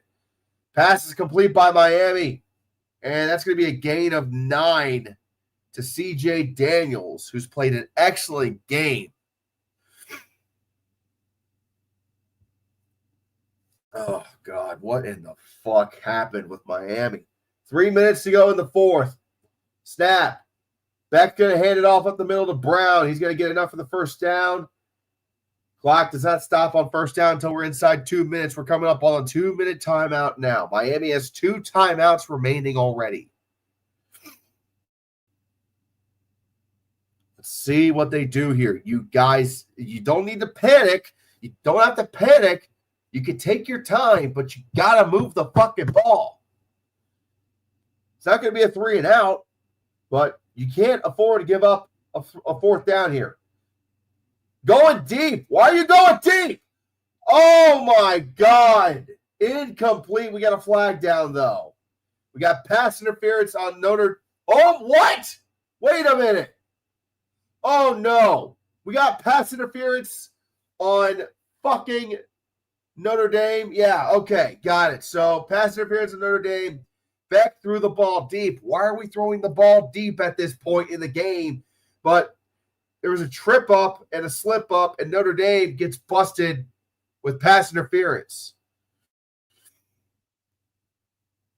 So, first down Miami, they needed that in the worst possible way.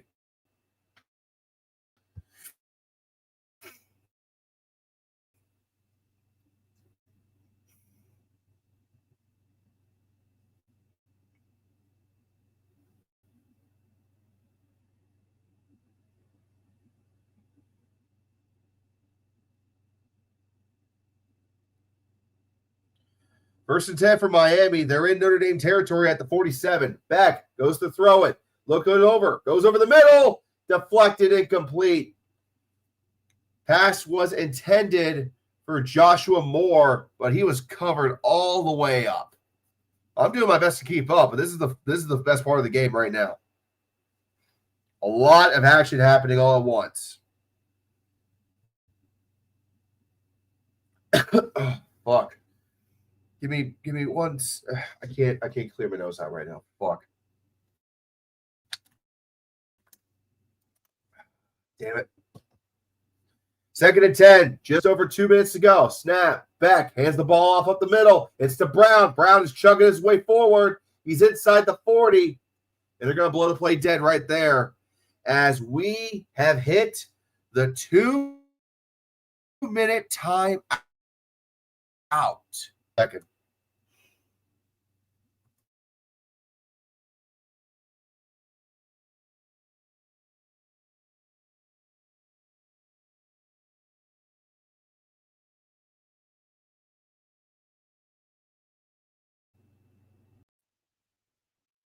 This game has been the tale of quarter to quarter. The first 3 quarters of the game, it was pretty much all Miami.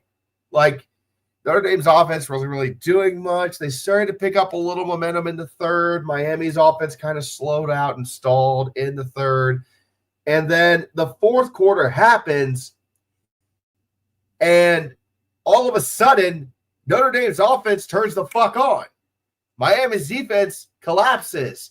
Miami's offense with Carson Beck is stalled out, and the choke commences. Sure, Notre Dame gave up a prime opportunity to potentially tie it earlier or take the lead earlier in the fourth, but then they had a deflection and an interception that happened. But that only resulted in a field goal. Notre Dame scored a touchdown. This is a different situation that we're in right now. If Notre Dame's holder on the field goal earlier didn't bobble the snap, it'd be 27-24 Miami. This is why I always say on this channel, take the goddamn points when you can, and you got to be able to execute. Miami has been choking away this game in the fourth quarter. Literally, first, second, third, Miami won those quarters. Fourth quarter happens, and they fucking choke it. Just like clockwork, Miami chokes the fucking game away. I don't know why Cristobal still has a job, and I don't know why it's pissing me off, because I'm not a fan of either of these teams. I guess I just get pissed off at really shitty coaching. Oh, God. I do not have the energy for this. Like, I've been sick since Thursday, and I feel like trash. So, like, you guys are getting the absolute most out of me right now. Good Lord. Ugh.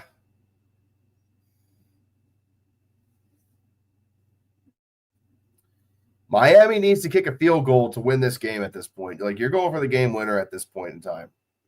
3rd and 2, you got to get this first down. Like, no ifs, ands, or buts. You're too far away for a field goal, too close for a punt. You're in no man's land. But I would say if you get 4th down, just fuck it. Just go for it at this point. Fucking choke it for all I care. John Cooper's still worse than Cristobal, but at least John Cooper had the sense to manage the clock a little better in his losses. I still think Cooper, actually, that's an insult to John Cooper. He's a college football Hall of Fame coach, and he's done some great work. So I'm going to say Cristobal, absolutely, 100% worse. Because he has experience. Yeah, take that experience and fucking shove it up your ass. 2 minutes to go, fourth quarter, 24 all. A fucking shame that Miami couldn't hold on. They should be cruising to a victory right now, and instead they choked it away. 3rd and 2. Back, under center. It's a goal line package. They're running it. Fletcher, up the gut. I don't think he got it. Second effort. He got it on the second effort, first time Miami. Second effort is what mattered there. First effort, didn't get it. The pile then shoved them back across the line. As we just passed 11 on the East Coast.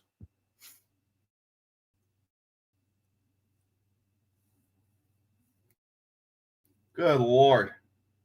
Brown had the run on that one. Sharmar Brown. the transfer sophomore.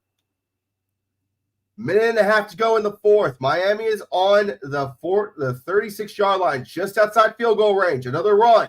And this one is going to put them in field goal range. It is at the 31-yard line. Notre Dame, what are you going to do? I'm assuming they're calling a timeout here. And that's what it is. They're calling a timeout.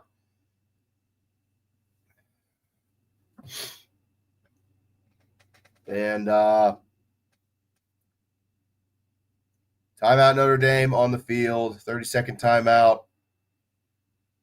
Miami is just inside of field goal range at this point. They might be able to escape with the win. Okay? Now, here's something to remember. The field is soaking wet. It has been raining on and off all night. And they already mishandled the snap once. Carter Davis is 0 for 1 in game-tying go-ahead field goal attempts in the fourth quarter or overtime in his career. Oh, that's nice to know. That's not foreshadowing anything, right? Right? 2nd and 4, minute 19 to go. You're just trying to milk the clock, not give up yards, and not fumble the ball. Snap, handoff, no surprise. Brown gets back to the line of scrimmage. 3rd down coming up here. Notre Dame is taking another timeout. They have 1 remaining after this timeout.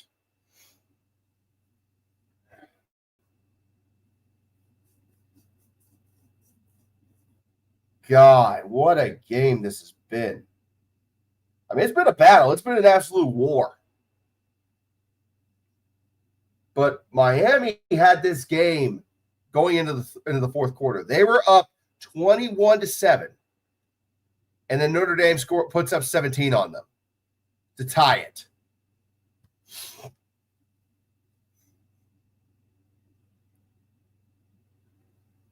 If Miami had not fumbled the snap in the first quarter on a field goal attempt, it would be a different story right now, and Miami would be taking knees.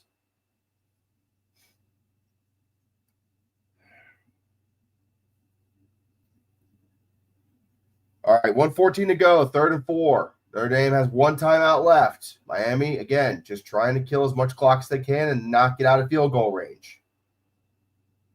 And they get to about the 30-yard line, so they gain a yard on 2 plays.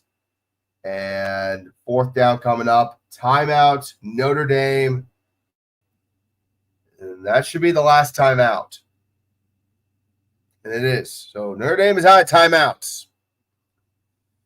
So should this field goal go through and Miami goes up 27-24, Notre Dame's going to have about a minute to work with no timeouts.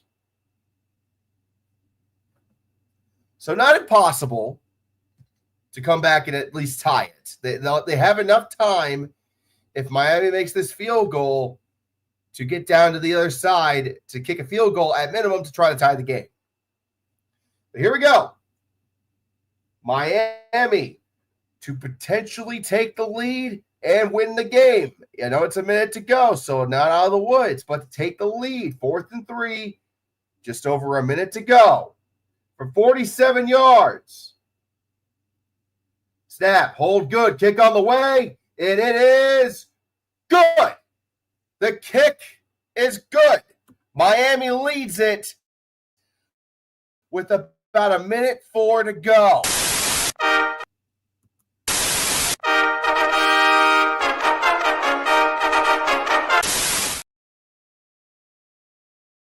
God, they needed that in the worst way.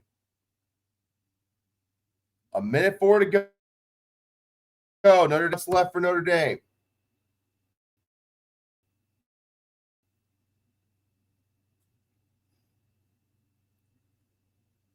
Miami had a 93% chance to win with 6 minutes, 34 seconds to go in the fourth.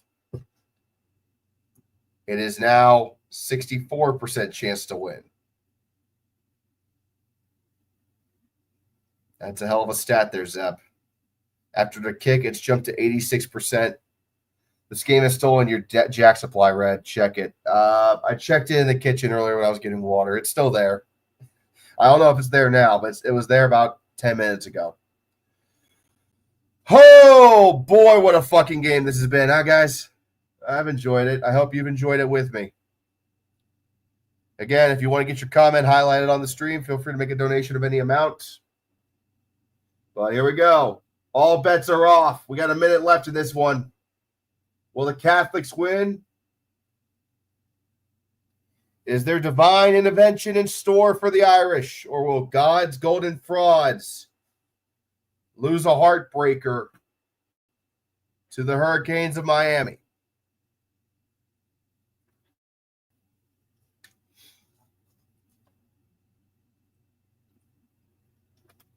And Hard Rock Stadium is rowdy.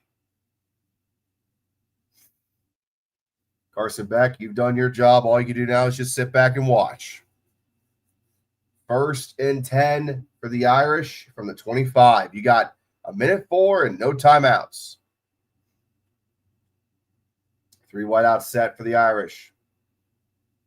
Snap, Carr, back to throw. Tosses over to tipped. Oh, incomplete. That could have been the ball game right then and there. Pass intended for Eli Raridan, but it falls to the turf, incomplete. Oh, man, that ball slipped right out of Raridan's hands. And if that linebacker had just been positioned 2 yards to the left, pick, game over. 59 seconds left, 2nd and 10 at the 25. Snap. Carr.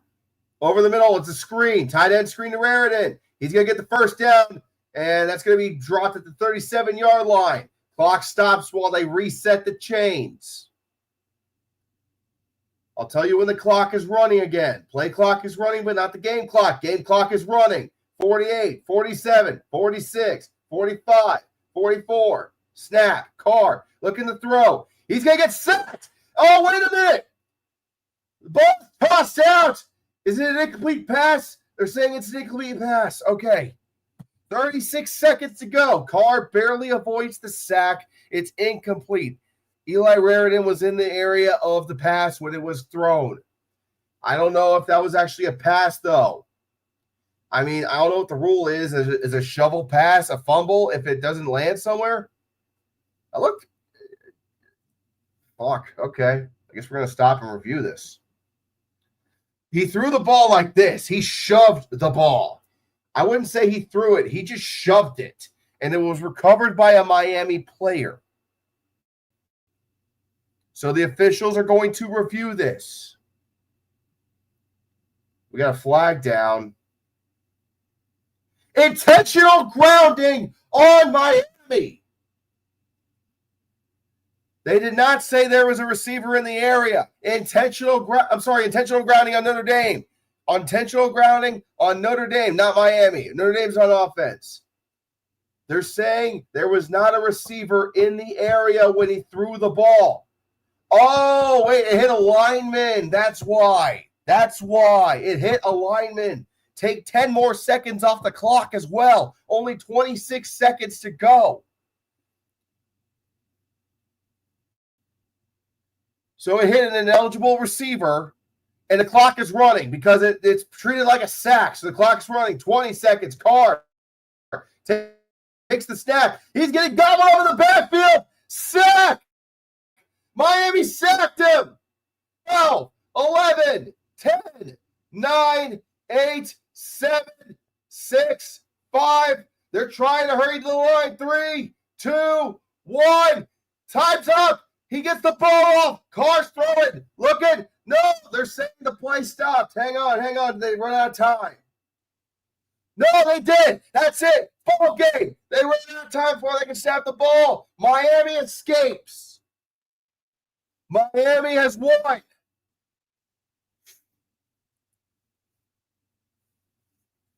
I thought he snapped the ball a half second late, and I was right. And that's the ball game. Miami, by the skin of their teeth, defeats number 6 Notre Dame. First win against a top 10 opponent since 2017, and we got some beef We got some, I think it's beef. I'm not sure what's going on. Notre Dame as a group walking off the field. And we got, I'm not sure what's going on here. Okay. Nope, we're all good. We're all good. No fighting. All right, that's final. That's it. Man character, you're right. Experience triumphed over youth today. Notre Dame, the younger team. Miami, the more experienced side. And Miami did just barely enough to beat the Irish at home.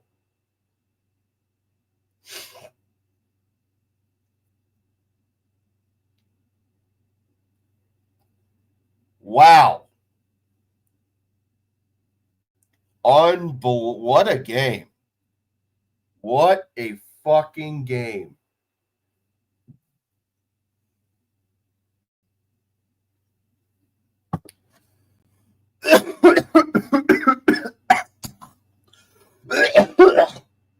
Ugh. Ugh. Ugh, fuck. Wow. I'm wiped out, guys. Yeah, I'm good. I'm just sick as shit. Fuck. That was a lot. That last, I was holding on for dear life that last minute, guys. I've been wanting, I was holding on for dear life that last minute. Sound decibels hit 95 during the ending of that. I get loud as shit. What a game. I got a lot that I want to say about this, and I'll say more in my week 1 recap that I'm gonna upload tomorrow. That was good. That lived up to the hype that it got and then some. So, great game for Miami, and I can't wrap it up any better than that. Sorry. Thank you guys so much for watching this with me and watching along, especially you guys that have been here since the start all night. Just again, shout out to the guys that donated tonight, Liam Loftus and Not JFK H, for your donations. Every little bit goes back into the channel and it helps so much. So thank you very, very much. Thank you again, Liam, for subscribing to the Patreon while live on stream. That is great. And thank you again for supporting the channel. We are going to be back here tomorrow. That's right. We're not done yet. There's one more game. TCU takes on North Carolina in Jordan Hudson's debut as head coach of the Tar Heels. Definitely nobody else. And it's going to kick off at 8 o'clock tomorrow on ESPN. We will be here to cover it live. And thank you so much for being here. I will see you guys tomorrow night. I got some work to do. So have a good evening.